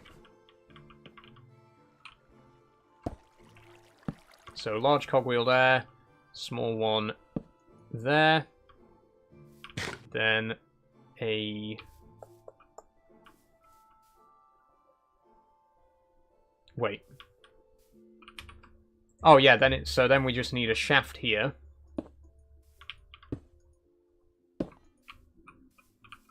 And a large cogwheel there. Okay, so now the display link's working.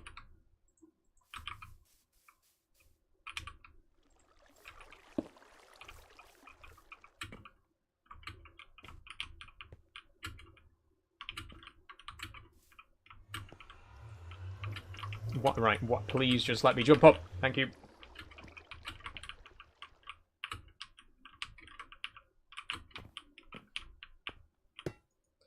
Okay, there we go. That was an ordeal. I think our brass should be ready now as well. Yep, there we go. 64 brass. Okay, get some strict logs, and we can immediately turn this over to... There we go. We can immediately turn this into brass casings. Although, actually, maybe we don't want a full stack of brass casings, because we need to keep some as just plain brass. So we'll go for 32. Oh, for some reason my achievements all got wiped as well, so you will see I keep getting achievements. I've just got the brass age. I don't know why the achievements reset. I think it might because there was a major update of the create mod, or some config file got wiped or something. I don't know. What mod is this, says Charlie? This mod is called Create. The mod pack is called Create at Astra, and if you are in the Discord server, you can download it in the Minecraft channel. Thanks, by the way, for the roses, Charlie, and the heart me from Barbed Wire Silk.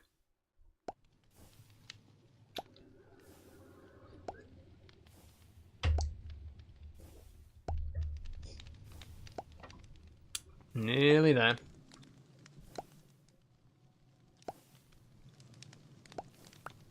There we go.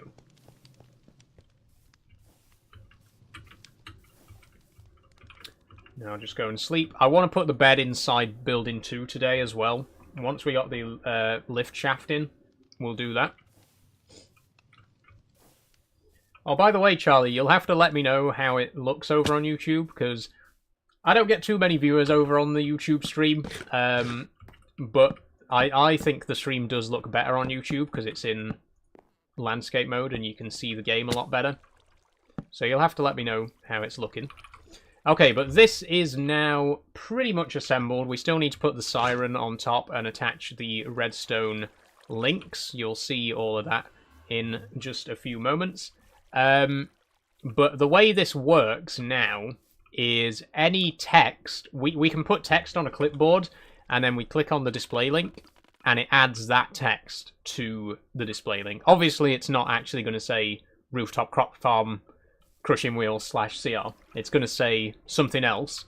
But this is just to show you that you can add messages to this board, and you can update this. That's how we're going to have a warning system. So whenever we run out of diesel at the iron mine, it'll actually say on the board, low diesel at iron mine, which is very handy. I'll take a picture and put it in Discord. You don't need to put it in the Discord, Charlie. I have watched the streams back on because they all get saved as videos, so you can watch them on YouTube after the fact as well. It's more just like in the moment, how... What's like the resolution like? What's the quality like? Because I never actually get a chance to watch it while it's live, you know. I only ever see the videos afterwards.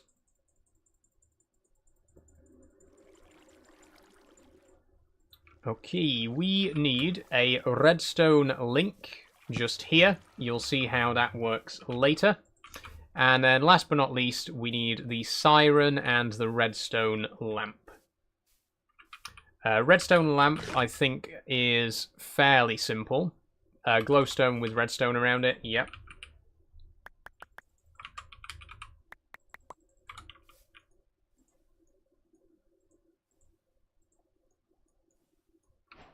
Okay, and then the alarm is an alarm structure, which is a note block. Okay, that's not too expensive, I guess. We need more redstone, though. We're going to need quite a lot of redstone for this build as well. This is going to be quite a redstone-heavy contraption. Okay, there's a note block. There's our iron nuggets, which should be going in the corners of the note block. Like so. Note block in the middle. There's the alarm structure. There's the alarm. Okay, now the way the alarm works... Well, have we got a lever, actually? If we got a lever, I can give you a bit of a test run of the alarm in action. We don't have a lever, as it turns out. And we don't have any cobblestone to make one. I'll just go and grab some cobblestone real quick, and then you'll see it. So the mod that adds in the alarms is called Orver Alarms and Sirens. It's a new addition. We haven't used it before today. But I have done a little bit of testing with it in creative, and just tried out some of the alarms to listen to them and hear which ones are the best. And I think this alarm is going to be perfect for our monitoring system. So if we just make a lever real quick. There we go. And if we just pop the alarm down here. Okay, here we go. And there it is. So it's a pretty simple alarm. Nothing too fancy. Like I say, there are other alarms in the mod, and some of them are a lot louder and a lot more intense. But I think for the warning system that we're going for, this thing is going to be perfect. So that's going to go right up at the top of this tower here.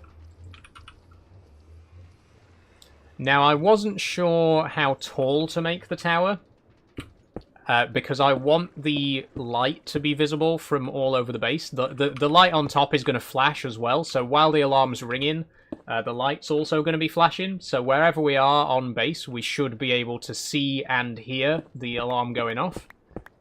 So what I want to do is just have a bit of a look from a distance and see if we can still... see if we can still see the alarm. I like your hair, but why are you trying to make the game scream? Says Amara. This is our warning system, Amara. This is going to be of vital importance for our future endeavours. We can see the alarm from here. I might put it a couple of blocks higher just so it's a bit more visible, but we can see it from down in this corner.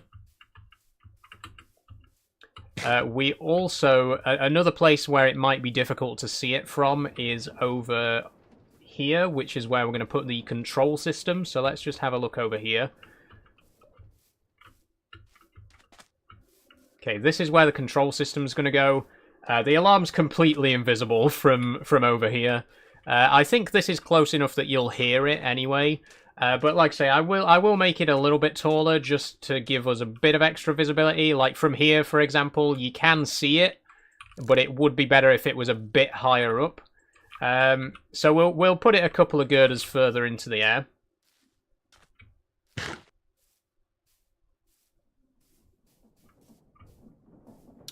Currently, it's the mast is 5 blocks tall plus the bottom bit. Oh wait! Oh shit! We can't break a redstone lamp, can we? Wait, can you break a redstone lamp, or is it gonna? I mean, one way to find out, I guess. Okay, you can break a redstone lamp. Good. For a second, I thought it was going to not drop the redstone lamp. Okay, let's go 1, 2, 3, 4, 5, 6, 7. Let's make it a 7-block mast and see if that works for us. And we need to put a redstone link on the back. There we go. We should have set that to receive mode. Never mind, we can do that later. Is that going to be visible? Is it going to be flashing, says Amara? Yes, the light is going to flash once the siren's up and running. This is going to be monitoring our mining drills. So whenever our mining drill runs out of diesel, we're going to get a message on from the warning system there. That's a lot more visible. I like that. That's very good.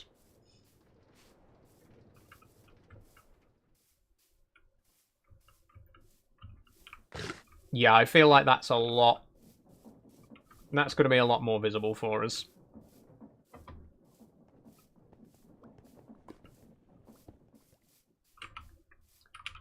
And if we come over here... oh, it's even visible from here, just about. If you stand in the right spot, you can see it all the way from over here. So that's, I think that's high enough. I'm happy with that. Thanks for following, by the way, Amara. When's the next live, says Hayden? Oh, shit. There's a hole in the ground here. Next live stream is going to be tomorrow. I'm going to be doing Euro Truck.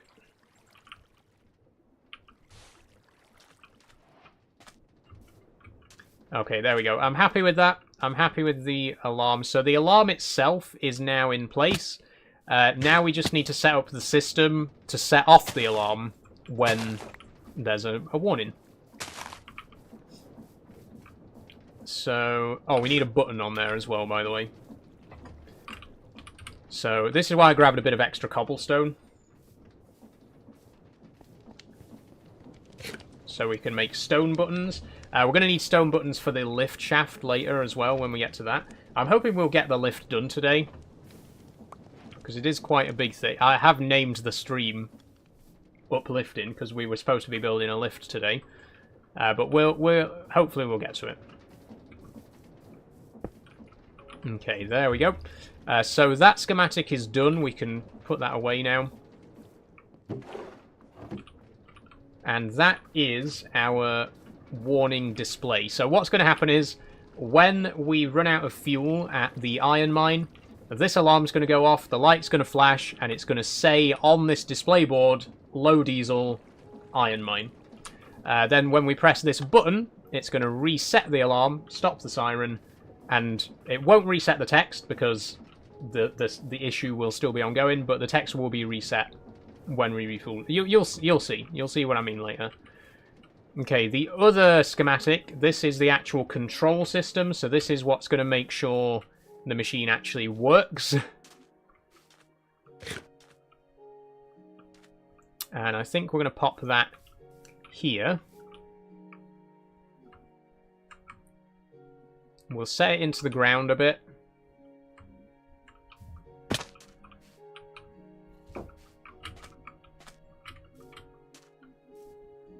There we go, because we got this perfect little bit of space here, which is ideal to fit this machine in. So that's where this is going to go. But first I'm going to go back and sleep, because it's getting dark. In fact, I'll use a bed. I've got a bed here.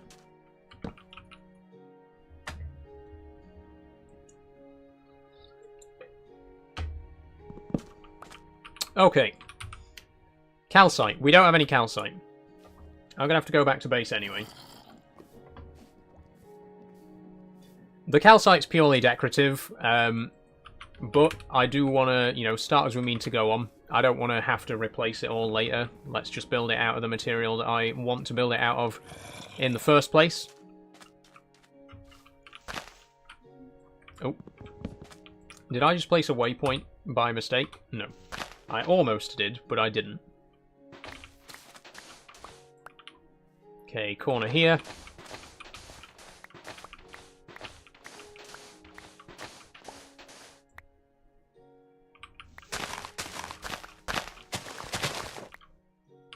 And a corner here. Okay, that's easy enough.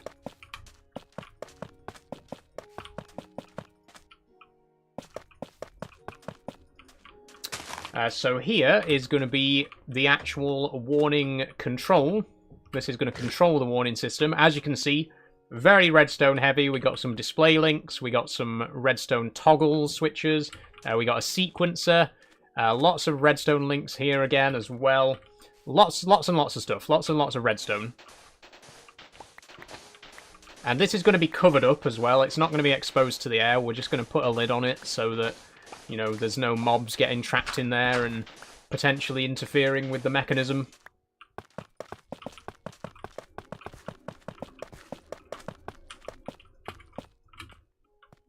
Okay, 1, 2, 3, 4, 5, 6. There we go. And there.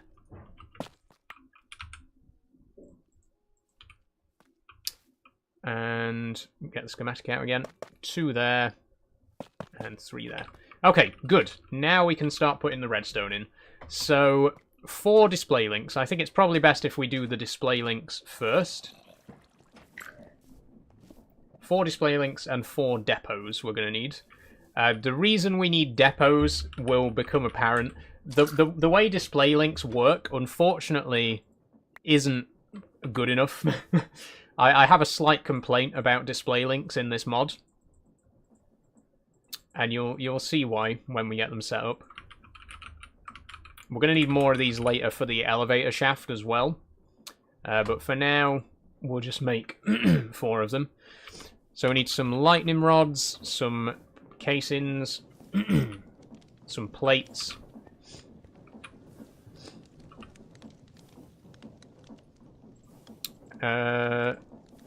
12 plates. And 4 rods.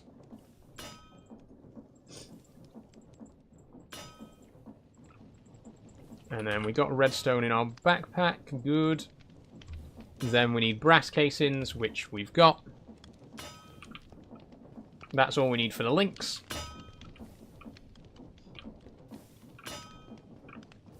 Just give it a moment.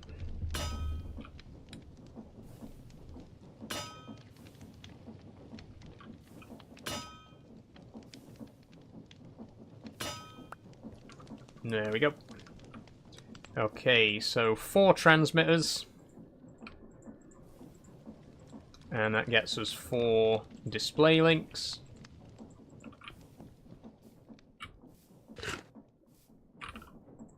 So then we take our display links and our depots, and we're going to head back over to the build here.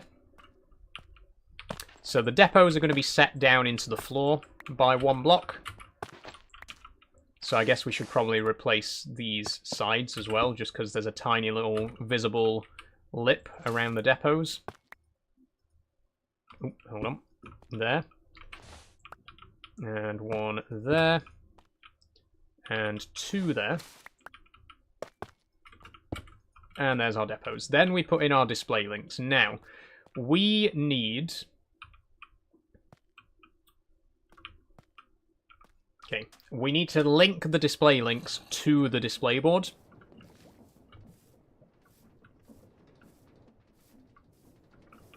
And what this is going to mean, actually, 1 second. I'll need to make a couple of redstone torches as well for this particular demonstration. We'll just make 1 for now.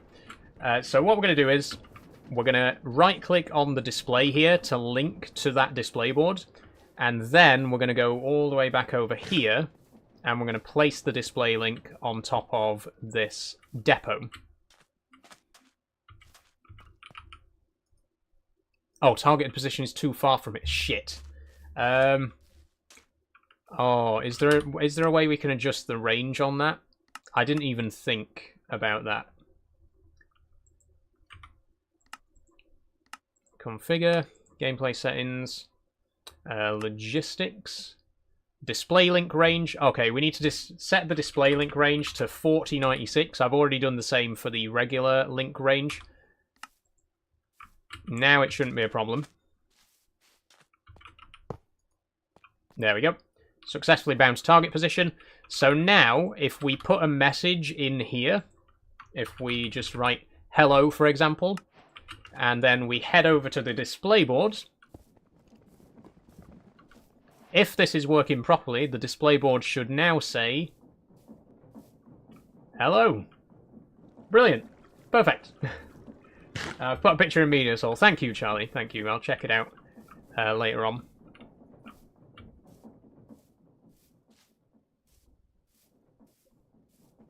So if we repeat this, the reason that we need 4 display links is because there's 2 lines. So this one's going to write the top line, this one's going to write the second line.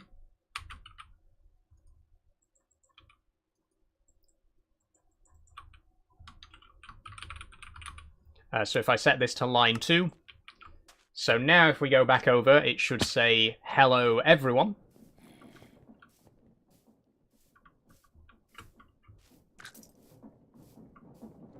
There we go, that says hello everyone. And then we're going to need 2 more of these. So the way it's going to work is we're going to have 2 for the error message and 2 for the default message. So there's going to be 2 that just say everything's normal, and there's going to be 2 that say you're running low on XYZ.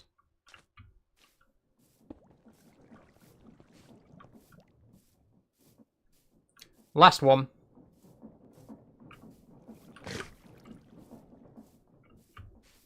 Sorry I've late to the party, says Danny. No worries, Danny. You're here now. How are you doing? You've joined at an exciting part. We're about to hook up our alarm system. So I'm going to put a redstone torch here. And when these are powered, they don't output a signal. So you'll see that these flash constantly, like every few seconds. If I unplug it, every few seconds these flash. And every time they flash, they're sending a message to the display link.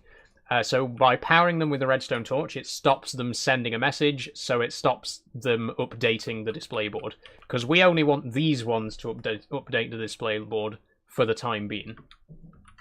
So I'm going to write no alert. And then on line 2, we'll put systems nominal. And then this one here, we're going to have low diesel,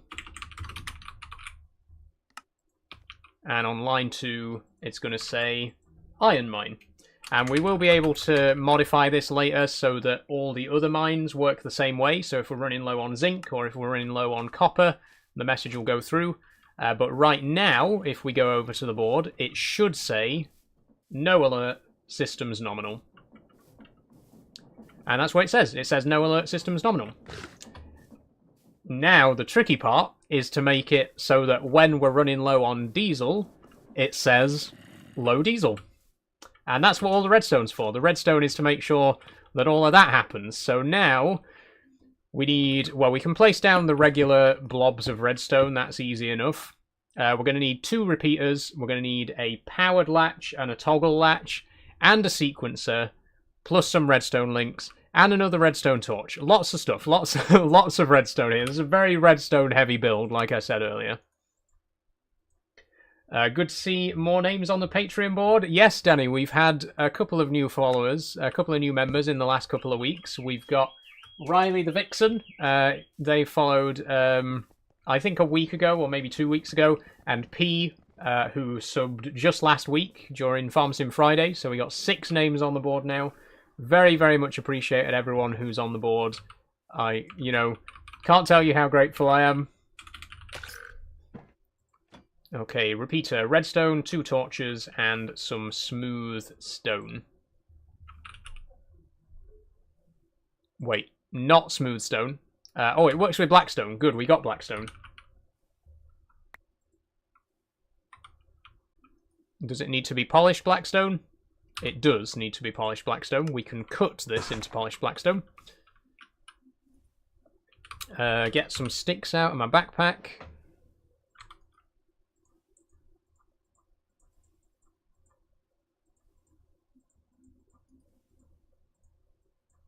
Okay, there's our 2 repeaters. We love you, soul. Keep it up. Thanks, Danny. Do you have thunder in Doncaster, says Riley? We did have a bit of thunder earlier, yes. Haven't heard any while I've been streaming, but just before the stream there was a little bit.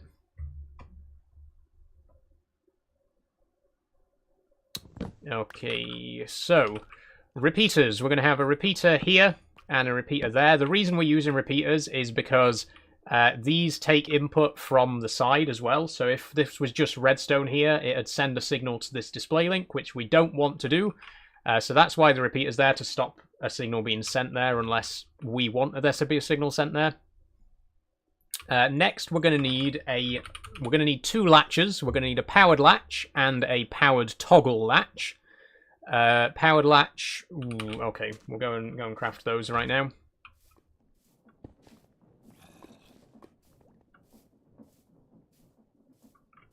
I'm very excited to see this in action, by the way. This is going to be really cool once we got this up and running. Okay, redstone torch, a lever. Oh shit, we used all the cobblestone, didn't we? We need to get more cobblestone to make some more levers. Wait, can you make levers with other types of stone? No, it has to be cobble. Oh, we could use diorite. We could use diorite.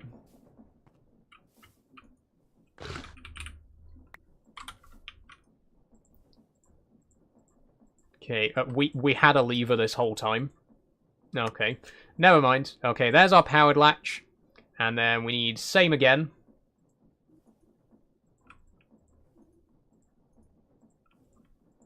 For our powered toggle latch. And these are both different. They might look very similar, but they are different, as you can see. So this one can take an input from this side, but it can also take an input through this side. This one can only take an input in one direction. But the way they work is it allows you to it allows you to use a button as a lever. So if we press this button, it flips this latch, and then the power stays on. So it's essentially turning a button into a lever, and then we can turn that back on again. The way the powered latch works is if there's power in from the side, it stops it taking an input from the other side. So if we turn this on... Oh no, sorry, the other way around. So if we... Hold on. So if there's an input going through here, we can use this to cut it off. But it can only cut it off when it's turned on. So if this one here is turned off,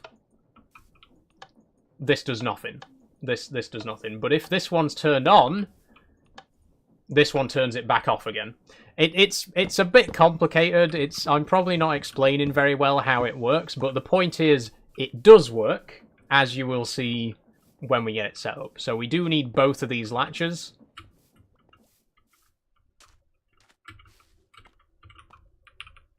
The powered latch is going to go here, and then the powered toggle latch is going to go here. Oh no, other way around, sorry. The powered latch there, powered toggle latch there.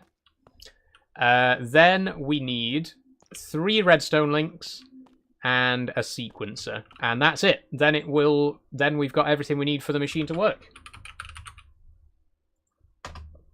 Okay, redstone link requires another transmitter, so we'll go and make another one of those. And I think the sequencer is probably going to be a fairly expensive thing as well, but we'll see.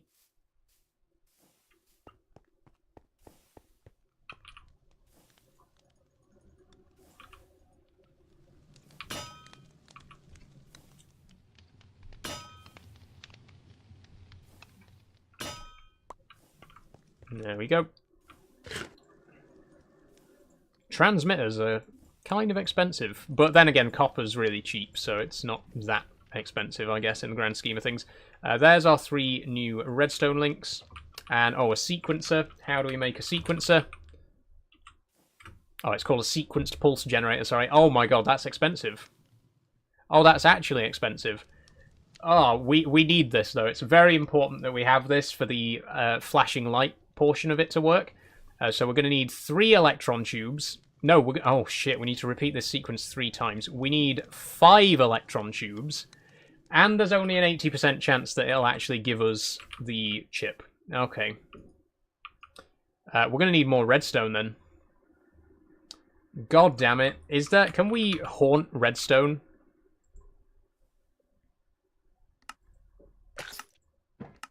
Bulk blasting, bulk washing.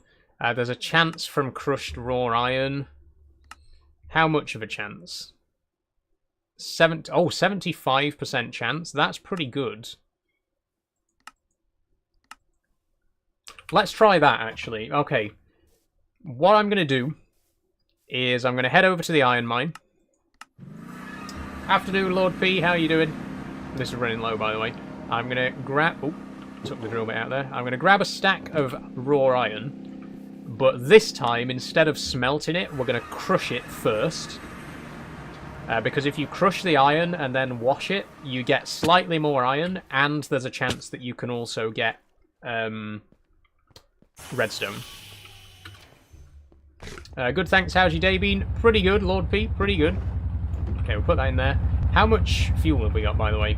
16,000. Okay, so the machine definitely still isn't producing enough biodiesel to power this whole thing. That's a very big problem. Shit.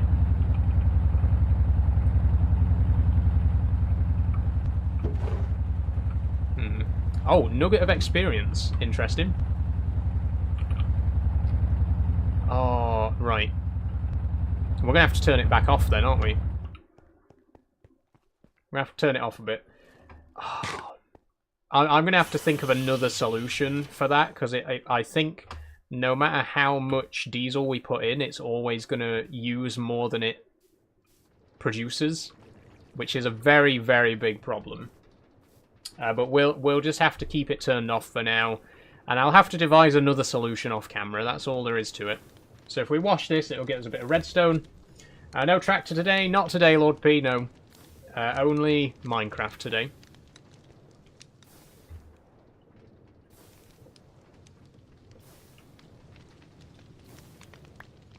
Okay, that gets us some redstone and quite a few iron nuggets.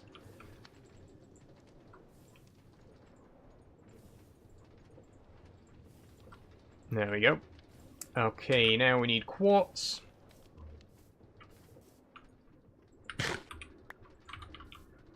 And we need 5 electron tubes. We don't have... That's still not enough redstone. Oh, bollocks. Okay, we're going to have to go mining. I'm sorry, everyone. Mining is always my least favourite part of the stream because it's really boring to watch, but we're going to have to go and get ourselves a bit of redstone.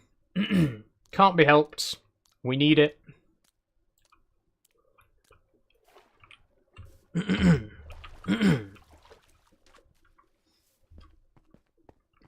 Oh, okay.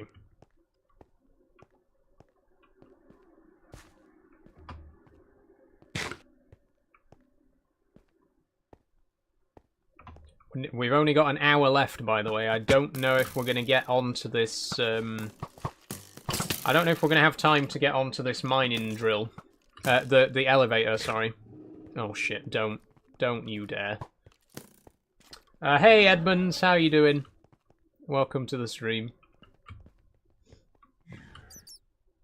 Don't worry. You're not too late. We're still... We're just getting to the exciting bit. Well... Not right now, we're going mining, but we will be at the exciting bit soon. We're working on an alarm system at the minute. Long story, but you'll see it in action soon.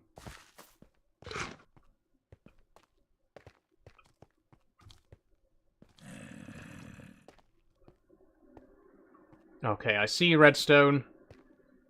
That's what we need, that's what we're here for.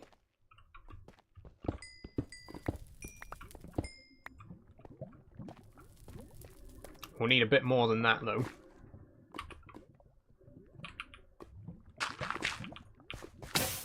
Ah! What the fuck? I didn't even touch the lava! I literally just spontaneously caught fire. What the fuck? Why am I still on fire? Are you joking?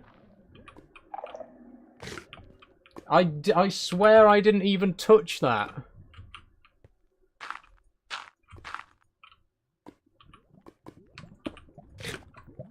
Okay.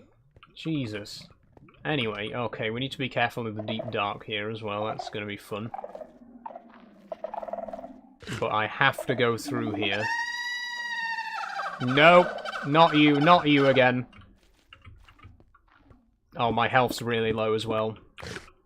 Hold on, can you at least wait till I'm back to full health? 1 second. Spontaneous combustion's a real thing. I swear, I genuinely just caught fire there. Oh god, my backpack's getting a bit cluttered as well.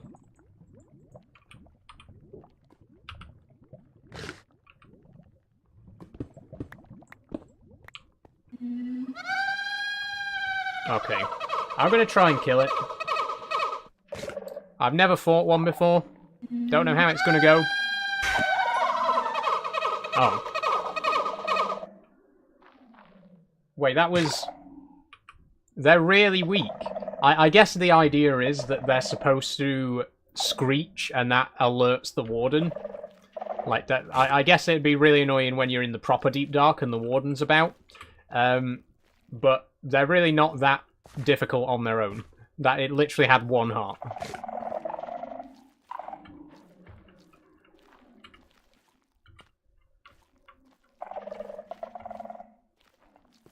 Can I have some more redstone, please? That's what I came down here for. Where is it all? Oh, there's another one. Oh god, okay. So there are quite a few of them. Danny says, best combo Chinese and Saul on the TV. Nice one, Danny. You enjoy your Chinese.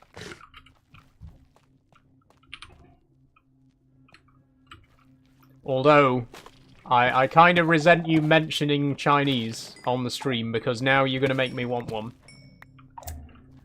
You shouldn't have said that, Danny. You should have mentioned Chinese. I might just have to get a Chinese tonight now that you've said that. But enjoy your Chinese anyway.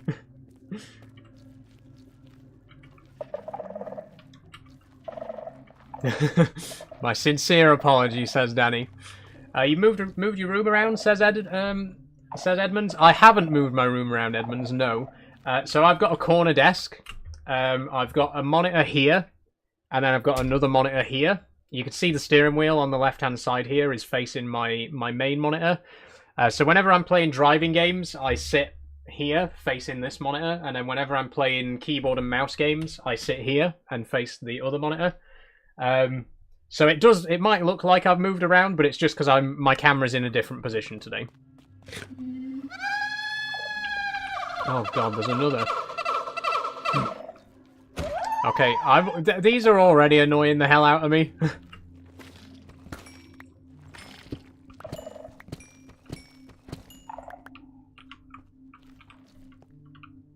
Oh shit, right, okay. There is an actual shrieker here.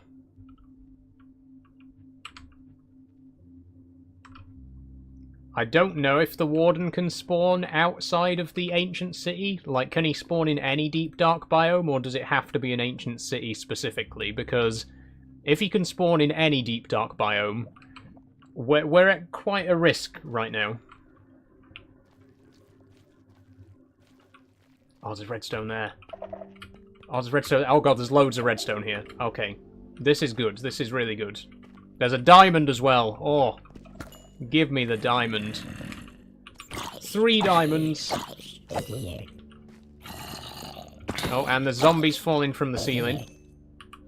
That's less of a good sign. Oh, and also we don't have any dirt. We got a bit of blackstone that we can use to build our way up. And some moss.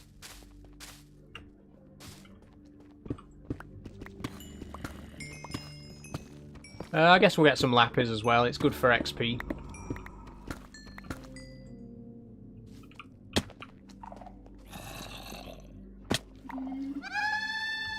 Oh, please.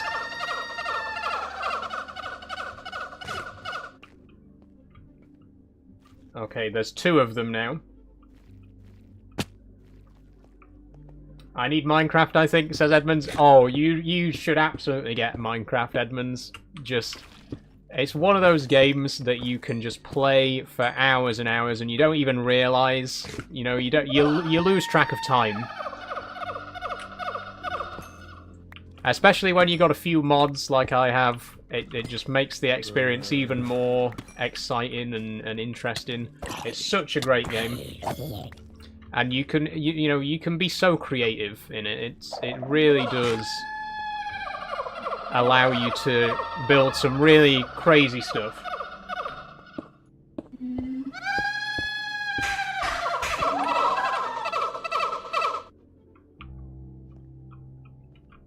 Also, it can be a little bit tense as well, as you can see. Right, I'm gonna go for this guy.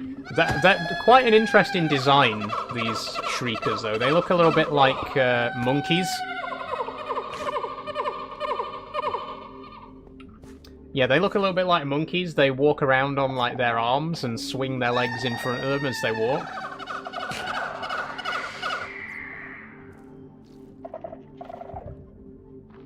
Oh, shit.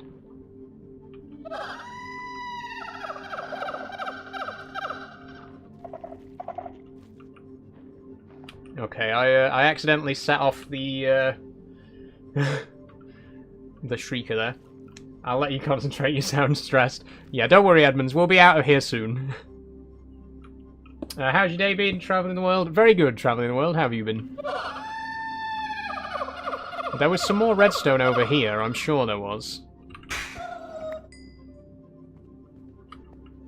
Ah, there, I see it.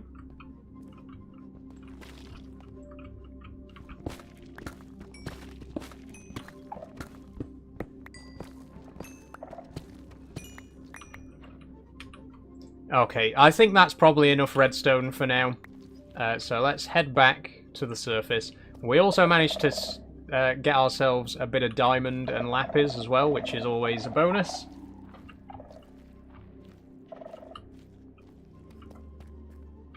Now, can I remember the way back? Because we took quite a long path into this tunnel. Oh my god, diamonds! Whoa, how did I miss those? God, okay, diamonds actually can be quite hard to spot in the deep dark because the deep dark is blue. Like, the colour of the sculk blocks makes it a little bit harder to notice the diamonds, which are a similar shade of light blue. I got another 12 diamonds there. It's a good job I spotted those on the way back.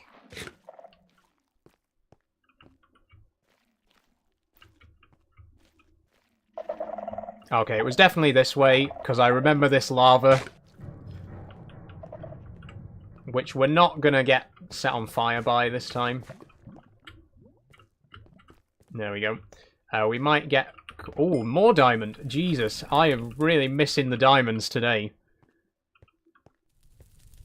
We got 18 diamonds. Damn.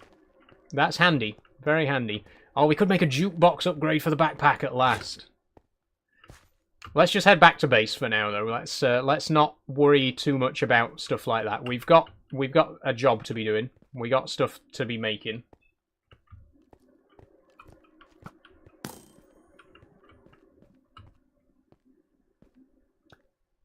This should be enough redstone for the sequencer, though, and it should be enough to finish off the rest of the machine as well.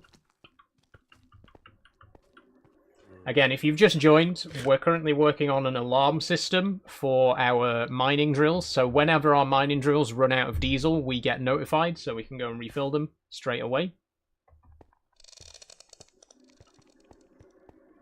I know Minecraft is a popular game, but I'm sheltered. Is it multiplayer? It can be multiplayer. Edmonds, I'm playing single player at the moment, but there's quite a few options for multiplayer. You can play local with friends, like if you're in the same building, for example, you can play with LAN. If you are wanting to play online with a few friends, you can set up a server, or you can join a public server, which have thousands and thousands of players on as well. So there's a few different options.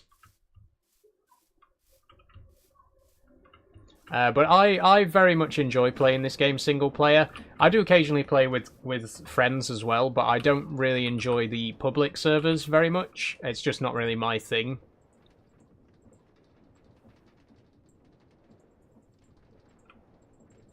Okay, there we go. Now we need some sandpaper. Look outside, all the sky's grey right now. It is pretty grey here as well, Danny, right now. Oh, we got some sandpaper there.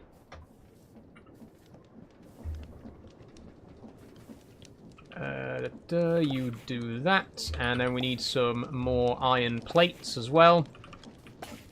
Pop those on there. Oh, sandpaper's broken.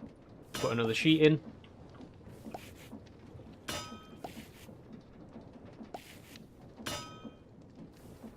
Okay, there's the rose quartz.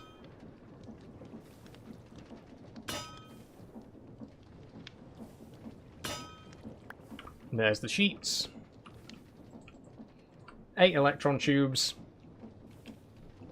Okay, sequencer. Wait, that's not the... Oh, hang on. I was looking at the wrong recipe. Sequencer. Control chip. So we need a gold sheet, and we need to deploy electron tubes and redstone onto the sheet. Okay.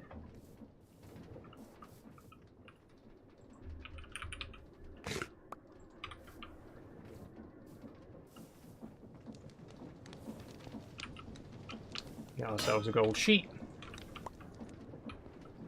Hi P, how are you doing? What is this smooth operation? I'm not sure what you mean, P. Do you mean just my general Minecraft ability, which is pretty smooth, if I do say so myself?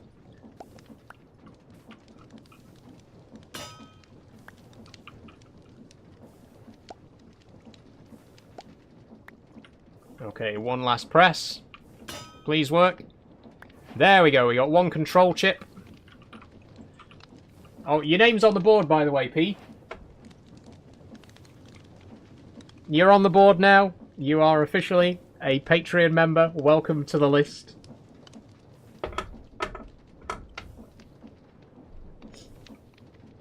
I know nothing about Minecraft, so I don't know about all this machinery. Well, none of this machinery is actually from Minecraft proper. It's all from the Create mod, which is, in my opinion, one of the best mods of all time. Absolutely love the Create mod. Thank you. You're welcome, P. You're welcome. It's good to have you. On the team. But yeah, all of this stuff is from the Create mod, which can be a bit daunting if you're first getting into it, but it's a really fantastic mod that has so much potential. Really recommend. If you like Minecraft and you want, you know, to go for something a little bit more more challenging than just vanilla Minecraft, this is a really good place to start. Create, just such a fantastic mod. Okay, we got the sequenced pulse generator, so we're going to go over here and we're going to place it down. And what this does, as you can probably guess from the name, is it lets you put in a sequenced pulse. So we can put a repeating pattern into it. We're going to have a repeating pattern of a 15-tick output of max signal, and then a 15-tick output of 0 signal. And we're going to repeat if input matches. That's a very complicated way of saying when this has redstone into it, it's going to output for 15 ticks, and then it's going to turn off for 15 ticks, then it's going to turn on for 15 ticks, then it's going to turn off for 15 ticks, and it will keep repeating as long as there's redstone power in it. That's the basic gist of how that's going to work. So then if we put in our redstone links, we want 1, 2, and 3. We want these two to be set to receive. There we go. Do you play Fortnite? I don't play Fortnite, no. It's not really my cup of tea. I've never really had any interest in it, to be honest with you.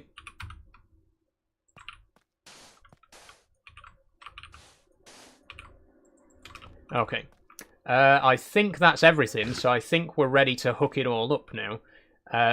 We need to connect the redstone links. So the way the redstone links work is when they get a signal, they will send it out to a matching link. So we can put an item in here, any item at all, just to match it up. So if we put sand in this one, and then if we put sand in this one as well, whenever this one sends out a ping, it will be received by any other receiver that has a sandstone filter.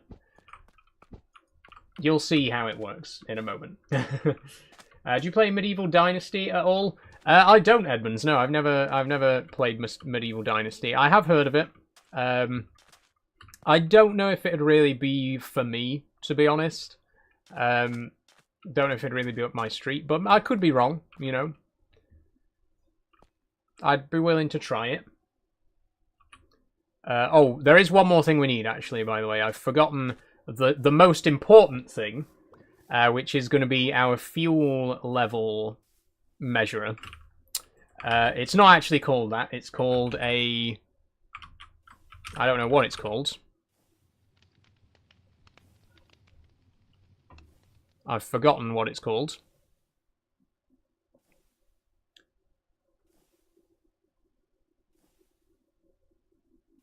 And I can't appear to find it either.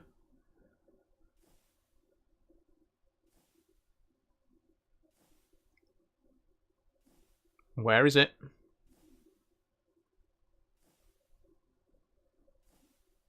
Ah, threshold switch. There we go. Another electron tube, brass casing, and a redstone comparator. Okay, this is where things get a little bit more expensive. How do we make a redstone comparator? I don't think I've ever made a redstone comparator before. It's not too bad. 3 redstone torches, a bit of quartz, and then 3... Oh, will it work with cobbled deep slate, or does it need to be... It might need to be polished. Let's use polished blackstone. There we go, there's our comparator. And then threshold switch. Oh, we need a brass casing as well, which is in our backpack. Brass casing, comparator, and an electron tube.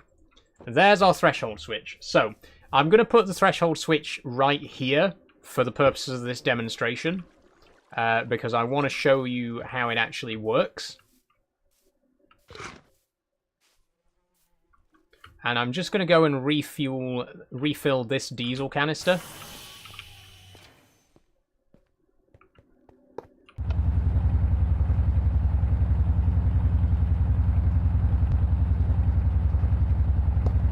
There we go. That roll on threshold was so satisfying. I can't help it. I do roll my R's a lot. I'm glad you like the sound of it. Okay, so the way the threshold switch... I've just done it again. I've tripped over my tongue a bit there, though. The way the threshold switch works is we can set it to output at a certain fill level. So what we're going to do is we're going to set it to output a signal whenever the fluid tank is empty. So you can see right here, it's not outputting a signal. As soon as this canister is emptied, or as soon as the canister is removed, the redstone comes on. And then as soon as we put a full canister there, the signal turns off again. And that is the key to this whole damn thing. That's what's going to make all of this work. So we need one more redstone link, which means we're going to have to make another transmitter, unfortunately.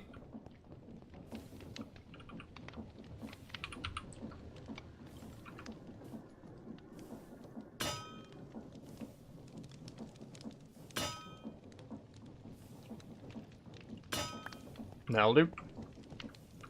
Lightning rod.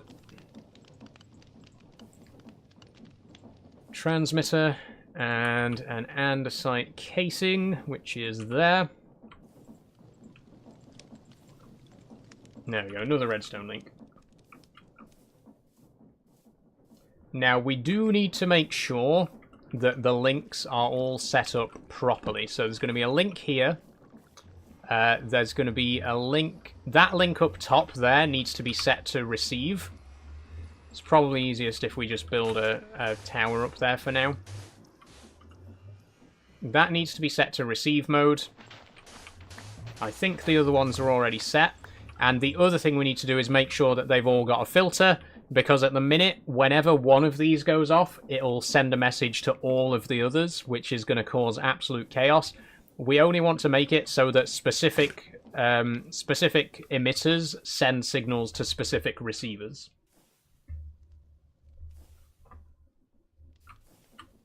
So let's check out how many receivers we're going to need. Well, first of all, there's going to be one on the threshold switch, which is going to send a signal over in this direction to right about here. This one, that's going to send to this one. Then it's going to go through all of this. There's going to be another one here, which sends a link to the display, so that's 2. And then there's going to be a third one, which is the stone button, sending a link to here. So we're going to need 3 different items to set the filters on all of this. Narrator, narrate, diamond backpack. Narrator, narrator. Shut up, narrator. Off. I accidentally turned the narrator on again. So we're going to need 3 different blocks to power this, to filter these. Let's go with...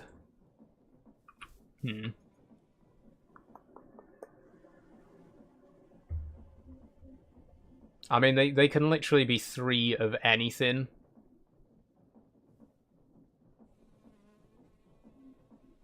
But let's go with planks, because we got a couple of different planks. No, let's go with logs, because we got a couple of different logs. We'll get acacia, mangrove, and dark oak. And then we're going to have this one here. So acacia there. Mangrove for the stone. Mangrove for the button. Right, acacia for the threshold. Mangrove for the button. And dark oak for the alarm.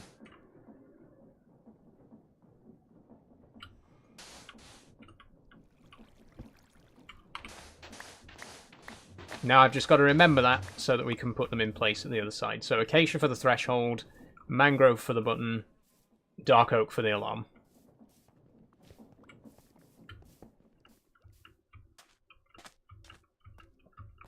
Okay, acacia there. Mangrove for the button, dark oak for the alarm. I think it's ready. I think this is now going to work. So, moment of truth.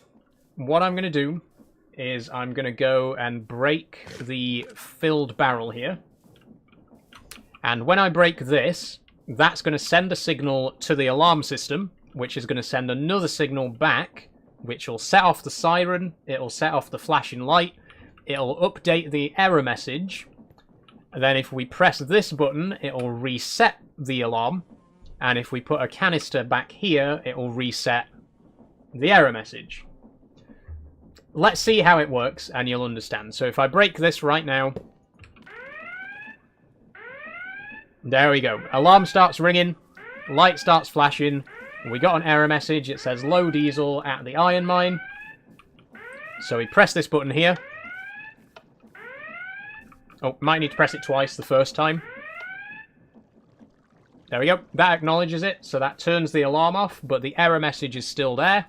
We go over to the iron mine, we put a fresh canister of diesel in, and the message resets.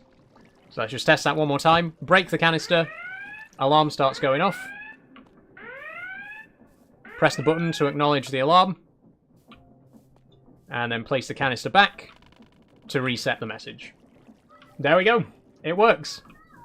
Now we just need to go and put this in at the iron mine. And what we're going to do eventually is we're going to have one of these threshold switches at all of our different mines. So if the zinc mine runs out, it'll say low zinc. If the copper mine runs out, it'll say low copper, you know. So it's not just going to be for the iron mine. All of our mines are going to do this. So basically, we could have this to monitor anything around the base. So whenever there's any error messages, we can get them here. So if we're running low on andesite casing, for example, or if the blaze burners have run out of coal, you know, we can monitor all of that with one single alarm system, which is really, really cool. I'm going to break this now, and the alarm is going to go off. Oh, but this time it's reset itself because I've broken the actual threshold switch. We're going to go and put this at the actual iron mine right now.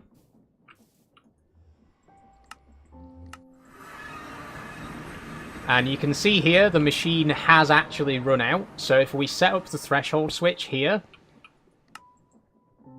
the alarm should be ringing when we go back to base. And we filter that with an acacia log. Okay, so if we go back to base right now, the alarm should be ringing. Okay, it's not ringing. That's a slight problem.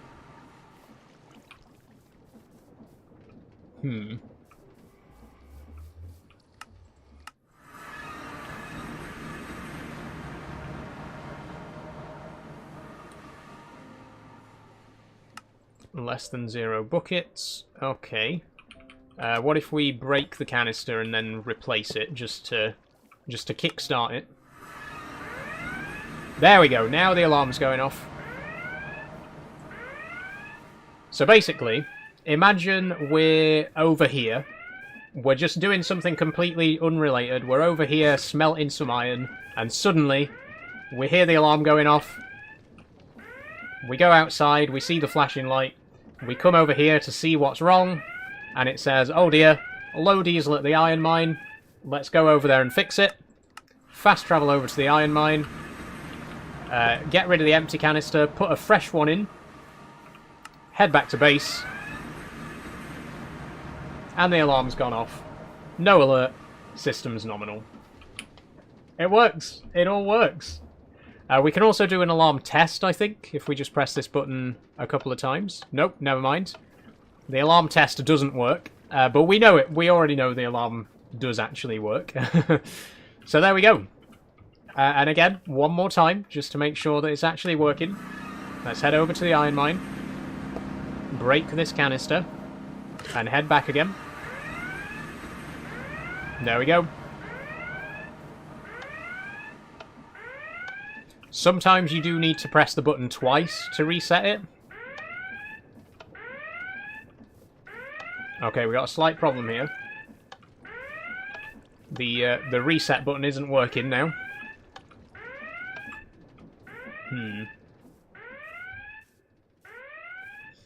Okay.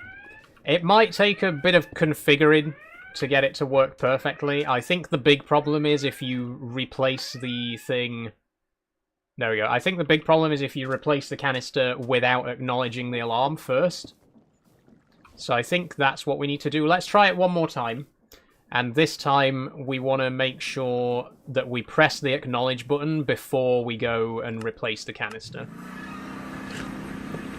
Okay, so... break the canister. Head back to base. The alarm is now not ringing at all. Okay. There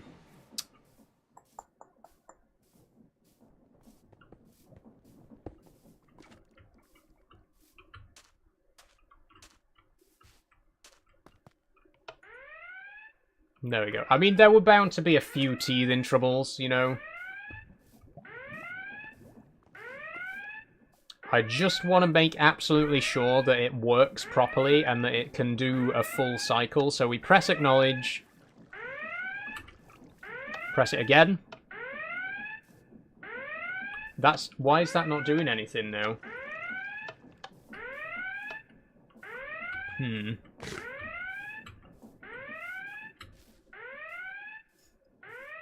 Okay. We may have... shit.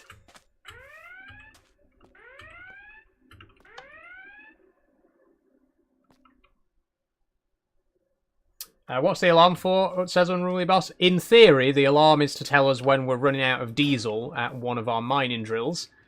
Currently, it's not quite working as intended.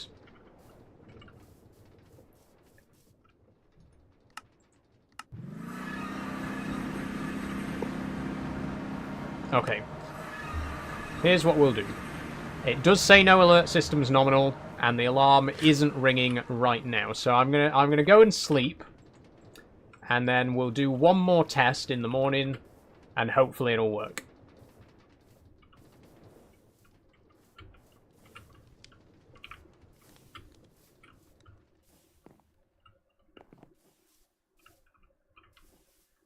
You can even see it from over here. That's pretty good. Like down here, can still just see the alarm itself peeking up over the top. In fact, let's test it at night because I want to see how visible the flashing light is. So head over to the iron mine again. Break this canister. That's going to trigger the alarm. There we go.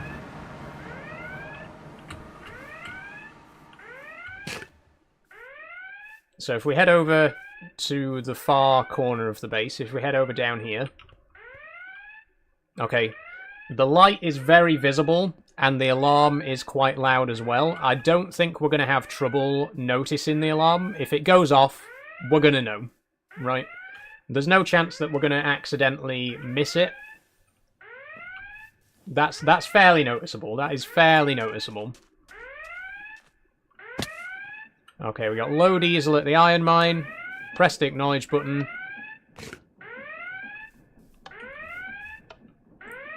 Why is that not... I don't understand. For some reason, the button has just stopped working.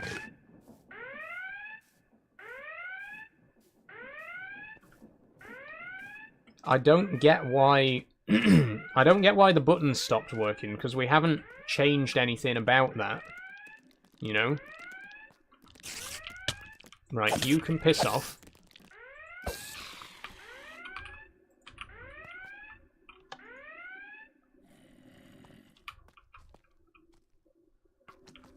It's the right wood type.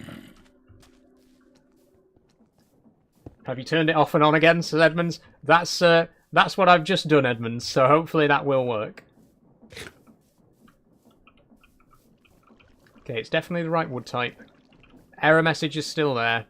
So we head over to the iron mine, place the canister, head back to base. Okay, no alert, system's nominal. Break the canister again. Alarm's ringing. Low diesel at the iron mine. Press the button. Why is that not doing anything? I genuinely don't understand why that's not resetting it, because, I mean, you saw it working. Like, we literally tested it not, like, 10 minutes ago, and you saw that it definitely works. For some reason, the reset alarm button just isn't working.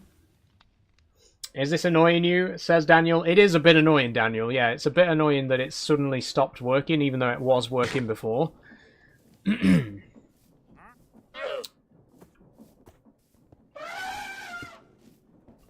Hey Saul, hope you have a wonderful day. Thank you, Queen Marika.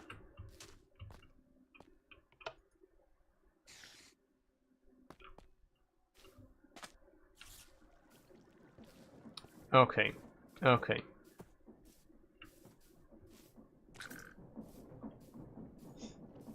I don't think we're going to have time to build the lift shaft today, by the way, folks. This has taken a bit longer than expected. Okay, it's ringing. Please.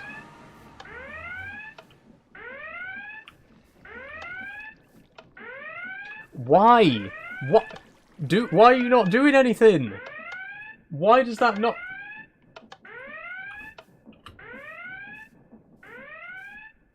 That's supposed to turn the alarm off. Are you kidding me right now? You literally, you saw it work. You've seen... I'm not... You saw it work. You saw it work earlier in the stream. I know you saw it.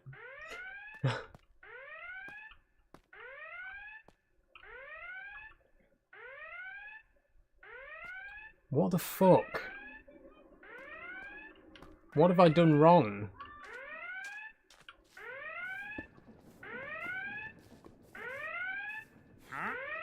God, it's so annoying as well, like...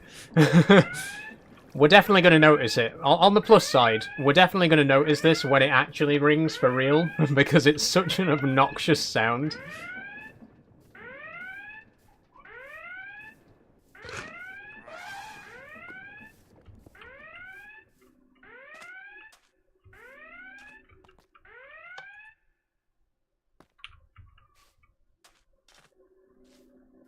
Maybe the redstone is broke. But it worked before, that's the thing. Like, we didn't actually change the redstone. It was working, and then all of a sudden, it's not anymore.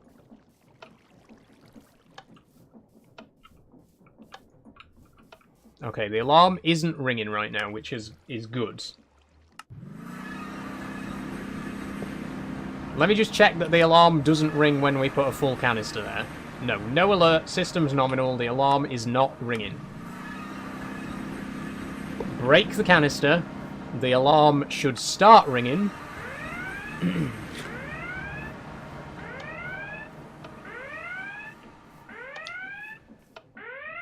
I don't understand.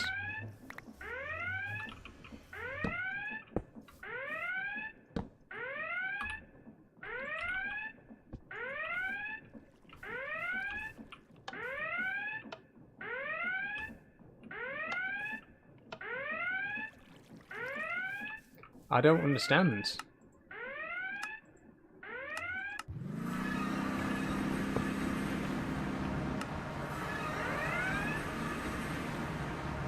Okay, no alert.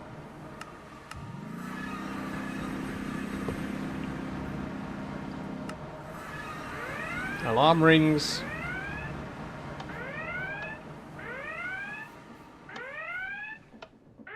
Okay, I'm going to have to figure this out off camera because I'm not going to spend the next half an hour just fucking about with this alarm. It definitely works. That's the thing that's annoying me is we literally saw it work. We know for a fact that it works.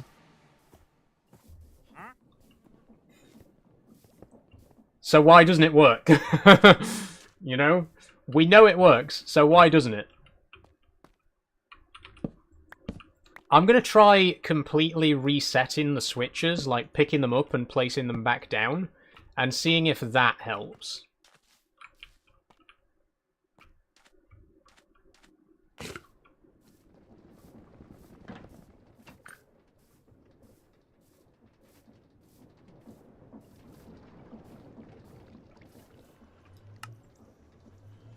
Try putting the canister back, then resetting it. We could try that, yeah. Hold on.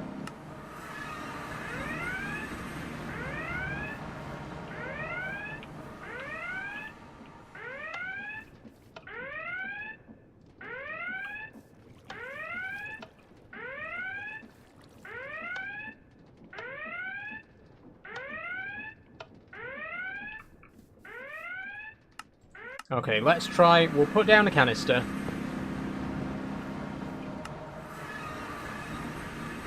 Then press the alarm button. Okay. Now head back over and break the canister again. Sorry, the teleporting noise is really loud as well, by the way.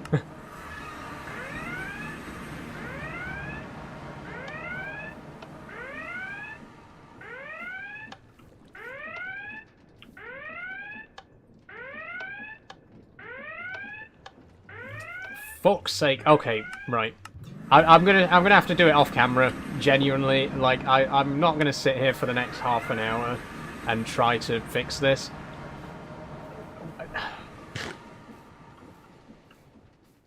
I'm genuinely really annoyed because we literally saw it working. It just randomly stopped working. I genuinely don't get it.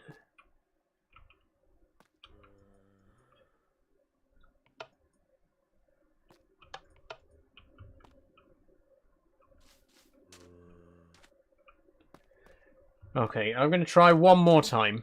One more time. If it doesn't work, I'm fixing it off camera. We've got other things to be doing today.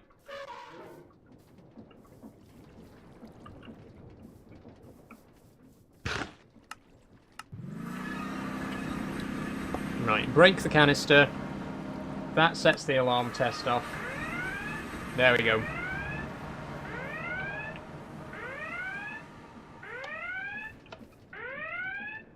No.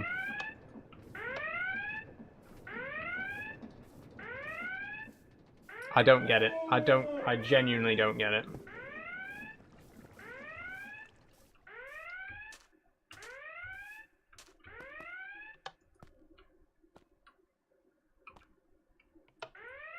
See, what should be happening is, we press the button, it sends a signal to here, that flips this, and that turns the alarm off.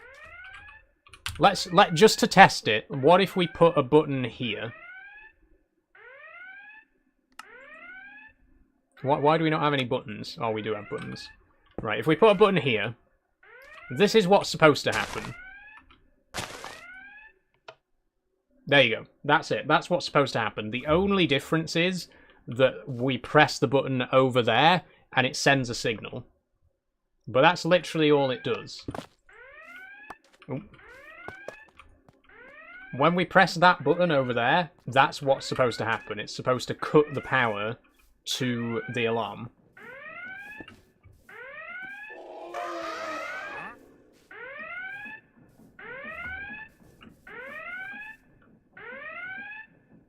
It's definitely the right frequency. It's definitely the right item.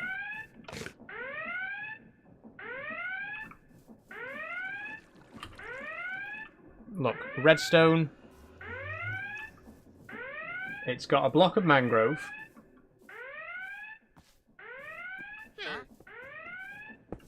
I've never heard 7 so much in my life, says Daniel. I'm guessing you watched the follower thank you video then.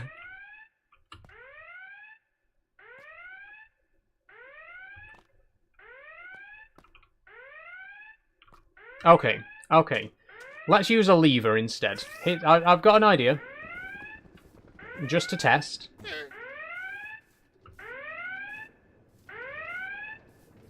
Let's replace this with a lever.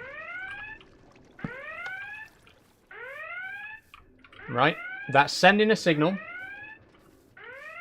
It's definitely sending a signal. So if we go over here now, it should be receiving said signal. Which it isn't. Okay, here's the problem. This is not receiving. Why is this not receiving? It's in receive mode.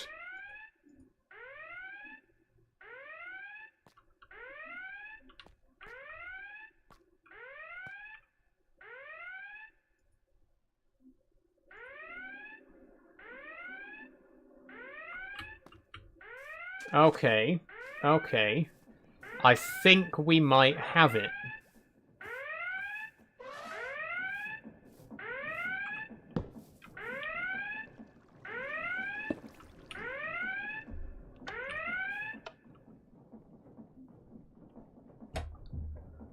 Hallelujah. It stopped! It stopped! I pressed the button and it stopped! We did it! Oh, Jesus Christ. Oh, man.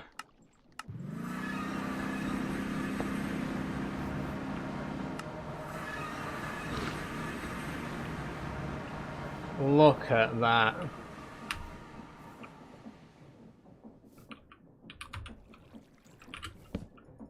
Now the question is, I hate myself, but we have to ask the question, was that just a fluke, or is it repeatable? We need to do one more test, we need to test it again, start to finish, and make sure that the reset button definitely works. So we're going to test it one more time, we're going to break this canister, the alarm is going to ring, we're going to press this button, and the alarm is going to stop. It's going to stop.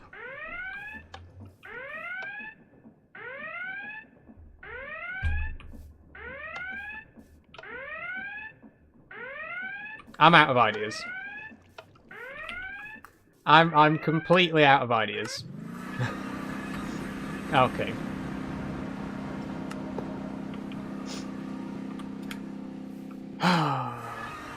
I don't know how. We changed nothing. We changed nothing. And you know what? I'm not changing anything else. I'm not touching it again for the rest of the stream. I will fix that off camera. It will be working by the time we start the next live stream. I promise you, this time next week, it's going to be working. But for today, I'm done with it. I'm fucking done with it.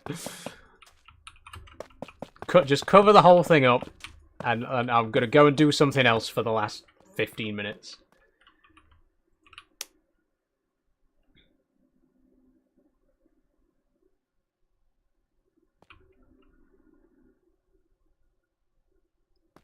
It must be tripping out after one use. That's my thoughts, Edmund, yeah.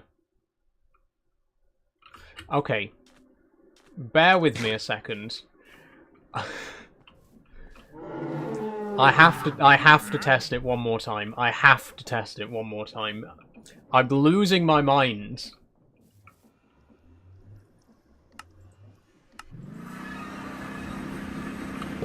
Break this.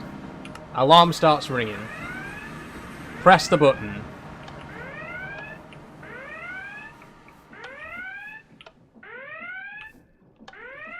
Nothing happens.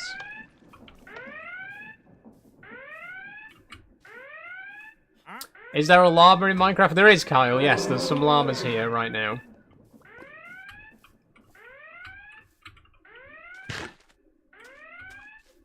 Maybe just replace the button every time. You know what? I think you might be right, honestly, Edmonds. That might be the only way at this point. I just don't understand why, when I press the button, it doesn't send a signal to here.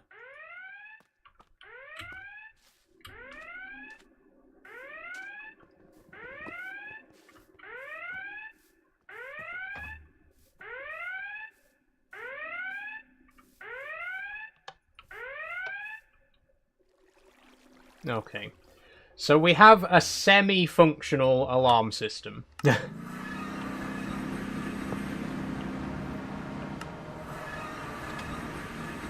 It's semi-functional in the sense that the alarm goes off when it needs to, but we can't turn the alarm off when it starts ringing. So we got half an alarm system. It's not perfect. I will do some tweaks off camera. We'll hopefully get it working properly.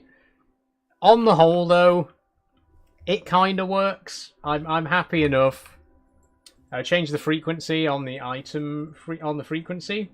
I'll change the item on the frequency. What, you mean use something other than mangrove? Could it just be the type of wood for some reason isn't sending the message? I don't know. I really don't know, but I'm done with it for today. Again, we have an alarm system that half works. We just can't reset it. Like, you have to manually go over to the machine to reset it every time, which is mildly annoying, but it's better than nothing. So that's where I'm going to leave that for today. There is one more thing on the checklist for today, which unfortunately we're not going to have time to do, and that is to build an elevator. This was supposed to be the whole point of the stream. That's why I named the stream the way that I did. We're not going to have time to build this today, but we can at least make a start on it. I can show you where the elevator is going to go, and we can start gathering some of the materials. So the elevator is going to go right here.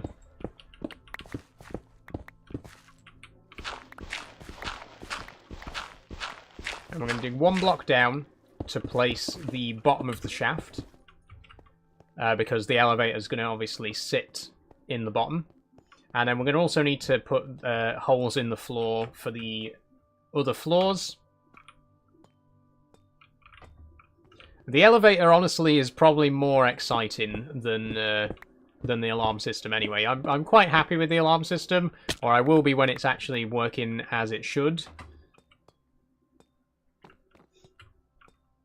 But the elevator, the lift is what I was really looking forward to doing today. So it's a real shame that unfortunately we aren't going to have time to do it. But we'll do as much as we can. We'll do as much as we can.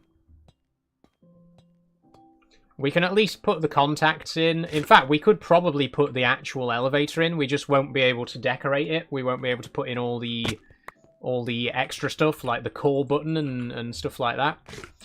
But as long as we can get some kind of working elevator today, that would be a good start. So we're going to need to make 6 redstone contacts. That's going to require 15 cobblestone. You'll be doing overtime again, says Edmonds. Unfortunately, I think you're right, Edmonds. We might have to run over a little bit today. Ow. I don't mind running over with Minecraft Monday because you know how much I love this game, but I just really wish, like, if the alarm system had worked first time and it hadn't had all those problems, we could have probably done a lot of work on the elevator shaft by now. But as it stands, you know, shit happens. Why does the stream have to end by a certain time? I just don't enjoy streaming for more than 3 hours, Kyle. You might be able to hear, but after speaking for 3 hours straight, my voice starts to get a little bit rougher. I start to get a little bit tired out of the game, you know, and being sat down for so long. I just feel like 3 hours is a good length, and 3 hours is a good time to end the stream, which is why I normally aim for 3 hours. I don't mind going over now and then, but I don't like to make a habit of it.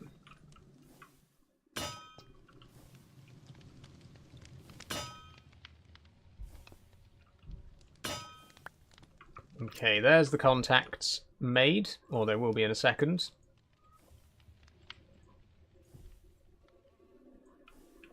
There we go.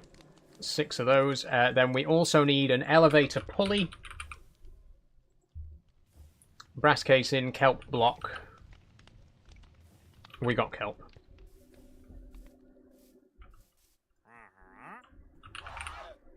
Oh, we don't have kelp. Wait, why do we not have kelp? Are you serious? We don't have any kelp? Shit. Well, we can get some. We're right next to the sea anyway. Okay, we might actually have time to get the elevator platform working. Like I say, we're just not going to have time to decorate the elevator shaft. We're not going to have time to build the cabin and build the actual shaft and you know, call buttons and lights to tell you what floor it's on and stuff like that. We'll do all of that stuff next week. But I think we can get the elevator itself working. We can get it working so that you can stand on it and you can choose what floor to go to and it'll take you there. Which is the main thing, really.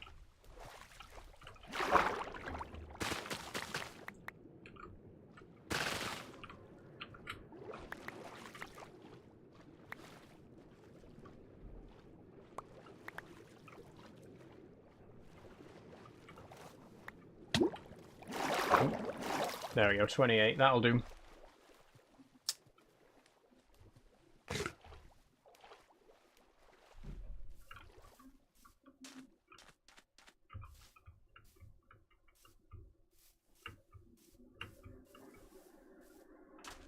Please don't press a reset button for the elevator. No, don't worry, Edmonds. There'll be none of that. No worries about that. Oh, actually, one thing I need to check is if we got any ochrum. We're going to need ochrum for some of the decoration for the elevator, and I'm not sure if we actually have any. We don't. Okay, that's unfortunate. Do we have scoria? Because we're going to need some of that as well. We got a little bit of scoria. I can't remember where you get scoria, or ochrum for that matter. Can we make ochrum, actually? Can we craft ochrum? We can't. We'll have to go mining for it. But I do need a little bit of that. You'll see why as we go. Okay, elevator pulley. Brass casing, dried block, and an iron plate.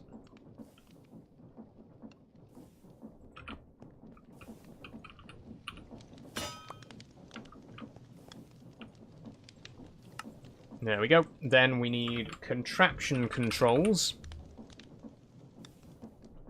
Electron tube, strong casing. Wait, hang on. Electron cube, train casing. No. Oh, that's for train controls. And a sight casing. And a button. Okay. Well, that's easy.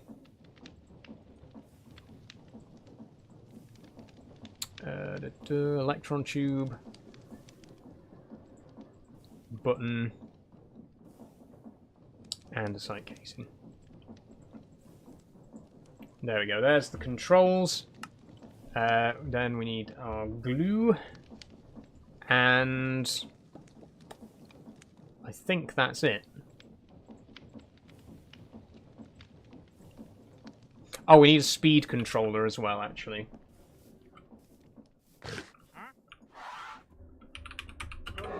which we don't have, and we need a precision mechanism for that. Do we have precision mechanisms? No. We got one in our backpack. Well, we got a couple in our backpack, actually.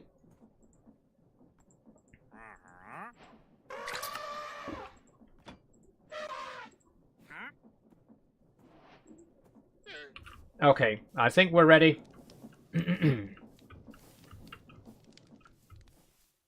I'm not even going to sleep because we're going to be working indoors, so it doesn't really matter. Okay, so I'm going to head up to the top floor.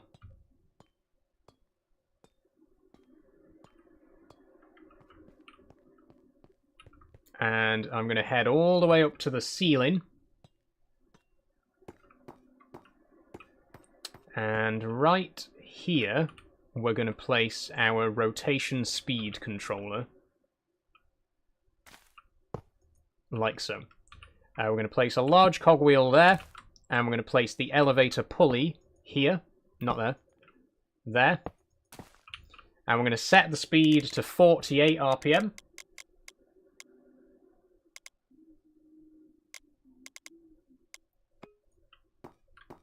There we go.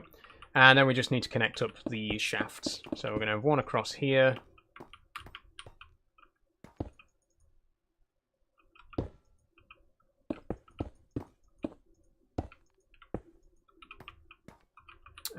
Vertical gearbox we'll need. Hey, I've been playing Minecraft for 8 years and I need tips on mining. Do you have any? Says Pepsi Cap.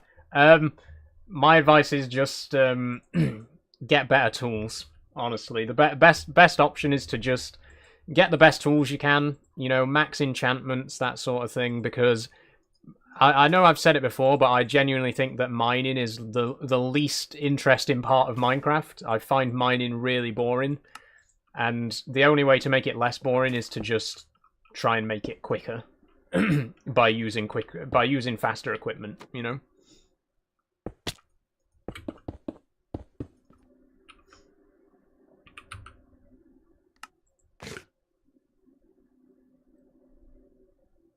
Where's our andesite? There. Stop picking things up that we don't need, Saul.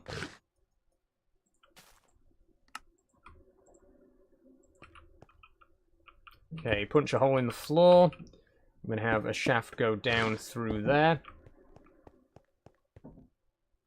Oh shit, I forgot there was a massive hole there where the lift's going to go.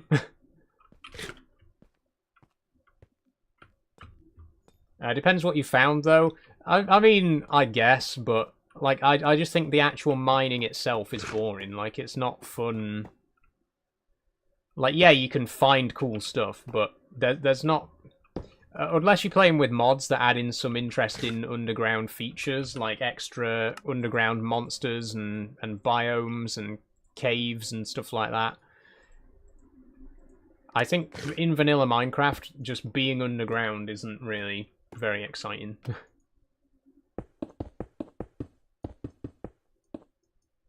Okay, here we go. So, if we turn the machine on now, that should start powering the elevator pulley. But one more thing we need to do is put the contacts in. So we need a contact there.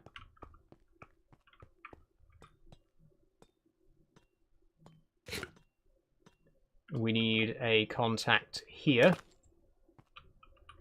Not... There we go. And we need a contact on the bottom floor.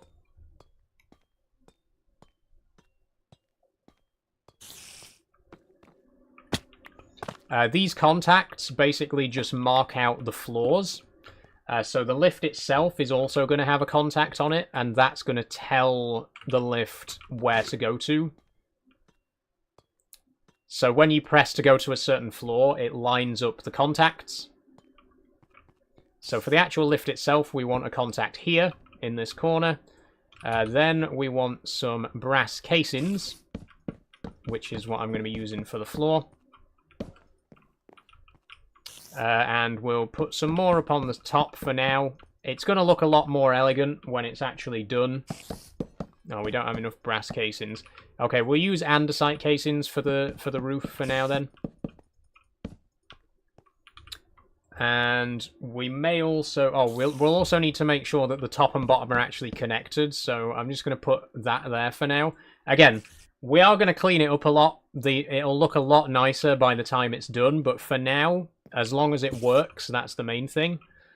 So if we glue all this together now... wait, hold on.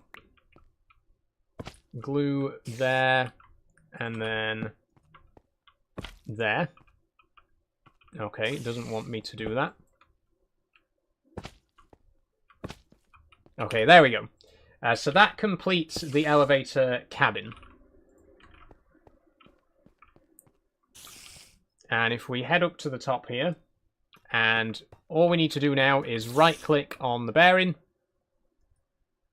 Oh, it may need to be powered first, because we've actually got the machine turned off right now. So we'll head down to the basement.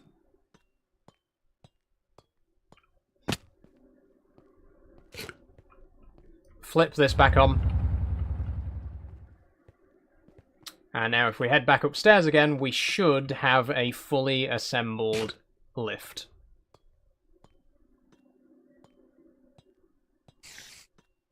Oh no, we may need to click the button again. Oh, that's not connect. Ah, right, that gearbox is facing the wrong way. There we go. So now if we right-click... Okay, the lift is assembled. Here we go. It's not pretty. We are going to clean it up, but if we go in here now, you can see we're currently at floor 2. All we need to do is use the scroll wheel to select a floor, and then right-click. And there we go. Down we go.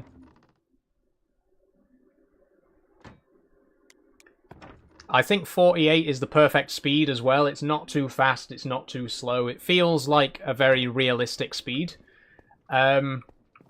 Unfortunately, we don't have time to finesse it very much today. But in the next stream, we will be making this look a lot nicer. We'll have a call button on each floor, so you can just press the button and the lift will come to the floor that you're on. We'll also have lights to tell you what floor the lift's currently at.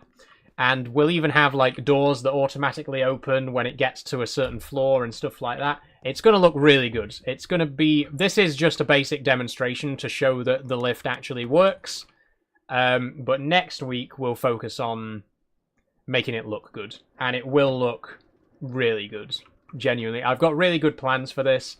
It's going to have a glass shaft, so you'll be able to see the lift going up and down. There'll be automatic folding doors on every single floor. It's going to be really, really cool. In fact, we got a little bit more time. I'm not going to build the whole thing today, but we got a little bit more time. Oh, wait. Whoa, whoa, whoa, whoa. What's happening there? Whoa, whoa, whoa, whoa, whoa. What's this? What the hell's this? What? No. Are you joking? Why? What? Why? What? Stop! Why are potatoes What? Stop throwing potatoes out! Why are you throwing potatoes out? This machine needs some work, by the way. This is not working properly at all. What the hell? All these potatoes just literally going to waste, just being literally thrown onto the floor. Look, no wonder we're not producing enough biodiesel. The machine's not working properly. It's like working... Oh my god.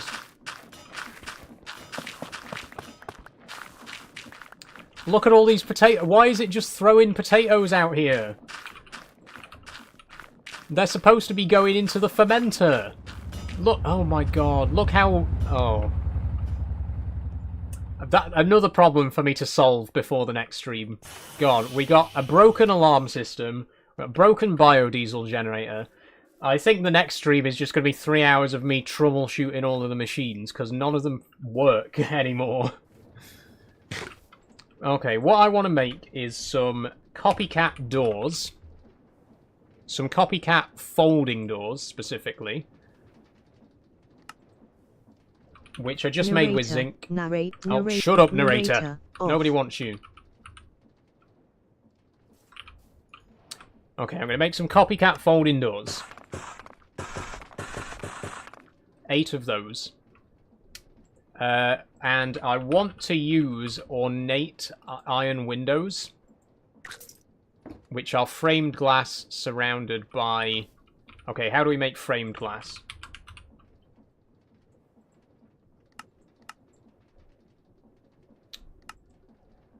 You just cut glass. Okay, so, well, we've got plenty of sand, so we are going to need quite a lot of glass as well. Because it's going to... The whole lift shaft is going to be made out of glass.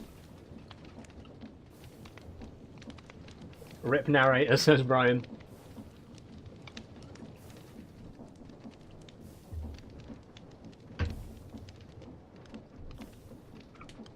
Oh, ow. I think I'm getting strayed in my fingers. Wait, what? That didn't smelt? I thought that was finished. It wasn't.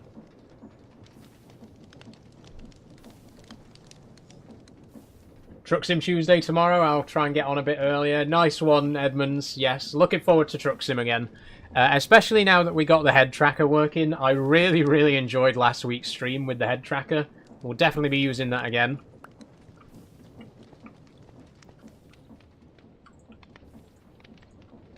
Okay, so I'm now going to make some... Oh, we need to turn this into framed glass, don't we?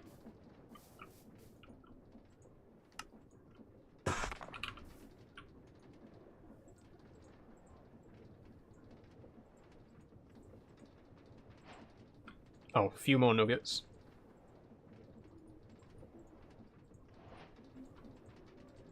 Okay, so this...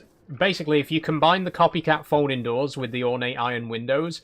It gives this really cool, like, old-time lift effect. You know how old lifts had the scissor doors? Like the metal lattice doors?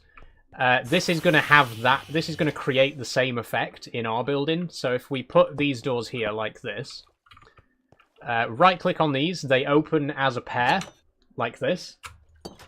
Or they would if they were the right way around. There we go. They open as a pair like this. And because these are copycats, we can put any material we want on here. We could just disguise them as just plain bricks like this. But we're going to use the ornate iron.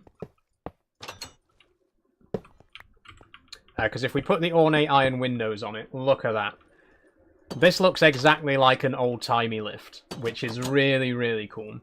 And the way these work as well is that they will automatically open when the lift gets to the floor that they're on. So we'll put some here. Oh, we might need a little bit more iron. Oh, we'll need to disassemble the lift to actually put the doors on. Any modifications to the actual... Any modifications to the actual lift cabin, you need to disassemble the lift to do it. So we'll just disassemble it, do the changes that we need, and then put it back together again.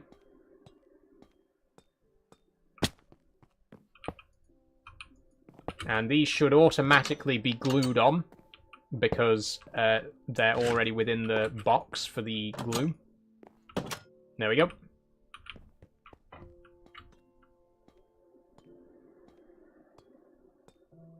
And then 2 more doors up here for the top. Right, for some reason it never wants to place them in the right position for them to open as double doors. There we go. Okay, reassemble the lift. I'm just going to go make some more ornate iron. In fact, no, we can do it here because we've got a crafting table in our backpack.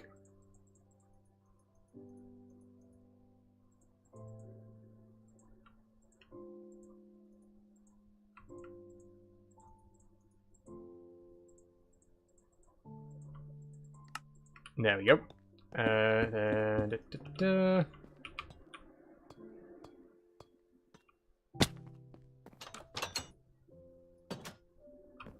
Oh wait, we need to disassemble it again to put the texture on. Oh, for God's sake. There's always something.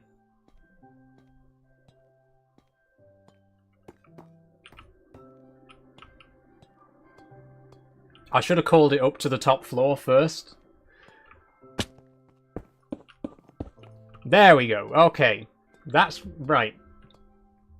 Let's see how it looks. Reassemble. I'm just going to drop down this time. So now, if we go up to the top floor... Ta-da! The doors automatically open when it gets to the floor that you're on. Yay!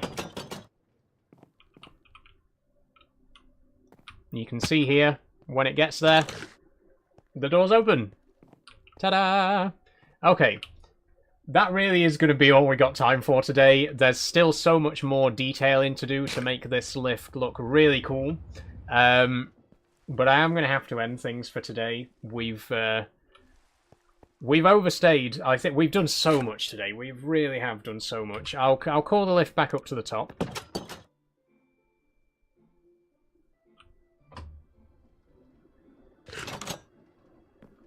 There we go. And I'm going to also disassemble it just so that we can start working on it straight away at the start of the next stream.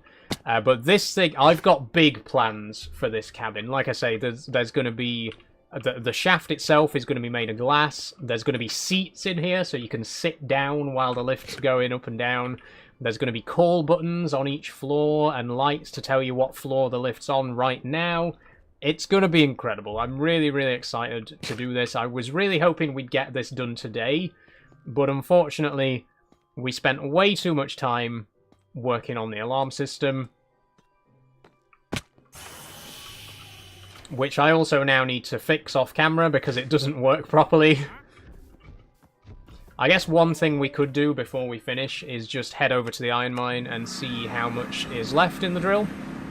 260, okay. Oh, wow, look at all that iron, though. This is... See, the advantage of the drill, though, is... the advantage of the alarm system is that when it is working properly, as soon as the drill runs out, we can replace it straight away. So we are going to have a constant supply of iron. It's never going to get to the point where the drill stops working and we don't notice it. As soon as it stops working... the alarm goes off, and we can replace the diesel canister straight away. So it is going to be really, really useful when it is working properly. I also need to sort my inventory as well, because holy shit, look at this. But yeah, I think that's going to have to do it for today. We got quite a bit of stuff done. We've got a semi-functional alarm system. We've started building the whatchamacallit.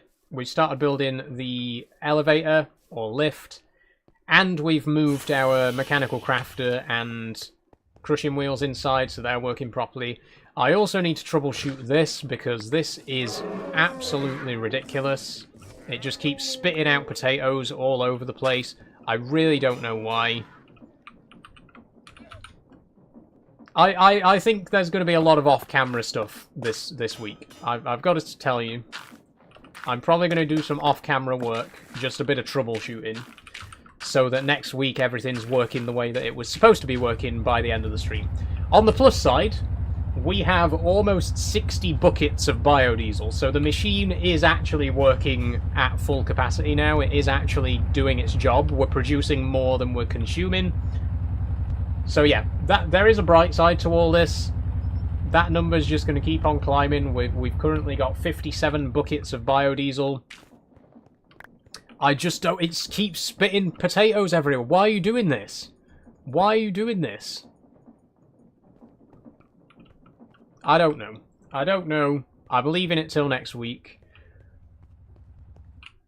Unfortunately, we're ending on a little bit of a sour note because we didn't quite get everything working the way that I wanted it to. But we did quite a lot of stuff, you know. I'm still fairly happy with how it all turned out today. Don't go away. I'm going to do the usual wrap-up. But that's the end of the Minecraft portion.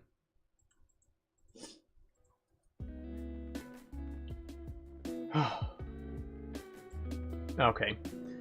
So thanks for joining, everyone. Like I say, it didn't quite turn out as well as I was hoping. There were a few teething troubles. The alarm system didn't quite work as planned. Neither did the... we didn't have time to finish the elevator shaft. The biodiesel generator, for some reason, is just spitting out potatoes left, right, and centre. So there's a few problems. There's a few things that I'm definitely going to have to take a look at off camera. But all in all, it was a good stream. We did get quite a lot done. You know, at the end of the day, we did... sorry, I'm just adjusting my light a little bit. We did get an alarm system which kind of works. We did start building the elevator shaft. We do now produce biodiesel more. You know, we got more we are producing biodiesel faster than we're consuming it, which is very, very good news.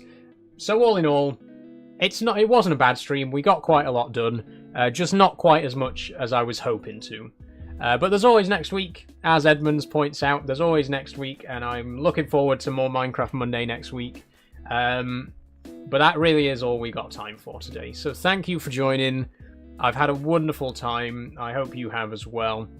Next live stream is going to be Trucking Tuesday tomorrow, and then of course Farming Sim on Friday, so join me for those. There's also going to be a very special stream coming up very soon though, because I bought a new spider.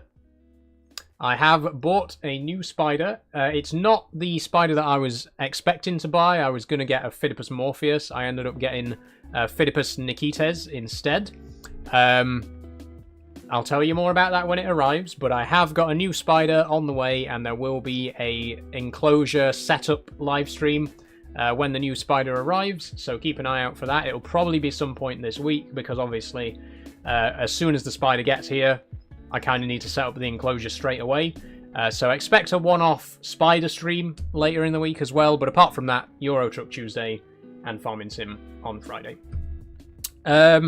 Check out my 7,000 follower video if you're interested. It's my pinned video. I've pinned it because I'm very proud of it, so do go and check that out if you're interested. But apart from that, everything is as usual. If you've enjoyed but you haven't already followed, please do. And if you'd like to support me over on YouTube as well, there's a link in my bio for that. If you want to join the Discord and communicate with me directly, you know, chat to me off stream and get notified when I go live, there's a link for that. Support me on Blue Sky and Instagram if you're interested. And, of course, do check out the Patreon. Charlie has joined the Patreon today. Thank you very much, Charlie. Your name will be on the board by the next stream. But thank you as well to my other supporters, Kate, Sophie, Jess, Danny, Riley, and our newest supporter, P. 6 names on the board. This is the most names we've ever had on the Patreon board, so thank you very, very much, Patreon supporters. If you want to get your name on this board, just click the link in my bio. That'll take you to my link tree, and then you go from there to the Patreon. It only costs £1 a month. You get your name on this board, you get a shout out on stream, and you get access to behind the scenes content like outtakes, bloopers, uncut footage, that sort of stuff. So thank you again to my current Patreon supporters, Kate, Sophie, Jess, Danny, Riley, and P. Thank you also to Charlie, who's just joined today. Thank you, Edmonds, if you do want to join as well. You will get your names on this board, and if anyone has joined during the stream, your name will be on there this time tomorrow. So thank you again, everyone, for supporting me over there. With that, we are going to finish things off. Unfortunately, Lucy, you have joined right at the end. We're about to end the stream, but hello all the same. That's going to be it. Thank you very much. I've had a wonderful time.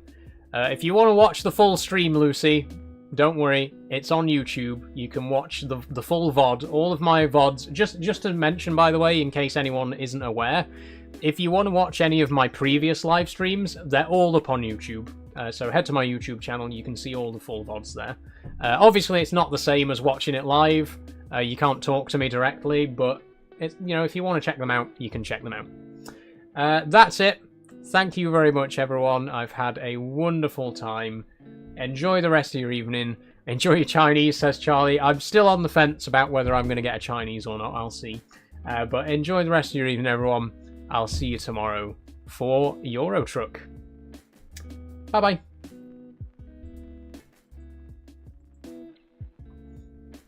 And bye-bye everyone over on YouTube as well. Thank you very much for joining today. I hope you've had a good time. Not much to say, no special announcements. Do check out my latest video on TikTok, obviously, my 7,000 follower video. But that's really all I've got to say, so I'll see you tomorrow for some Euro Truck Simulator.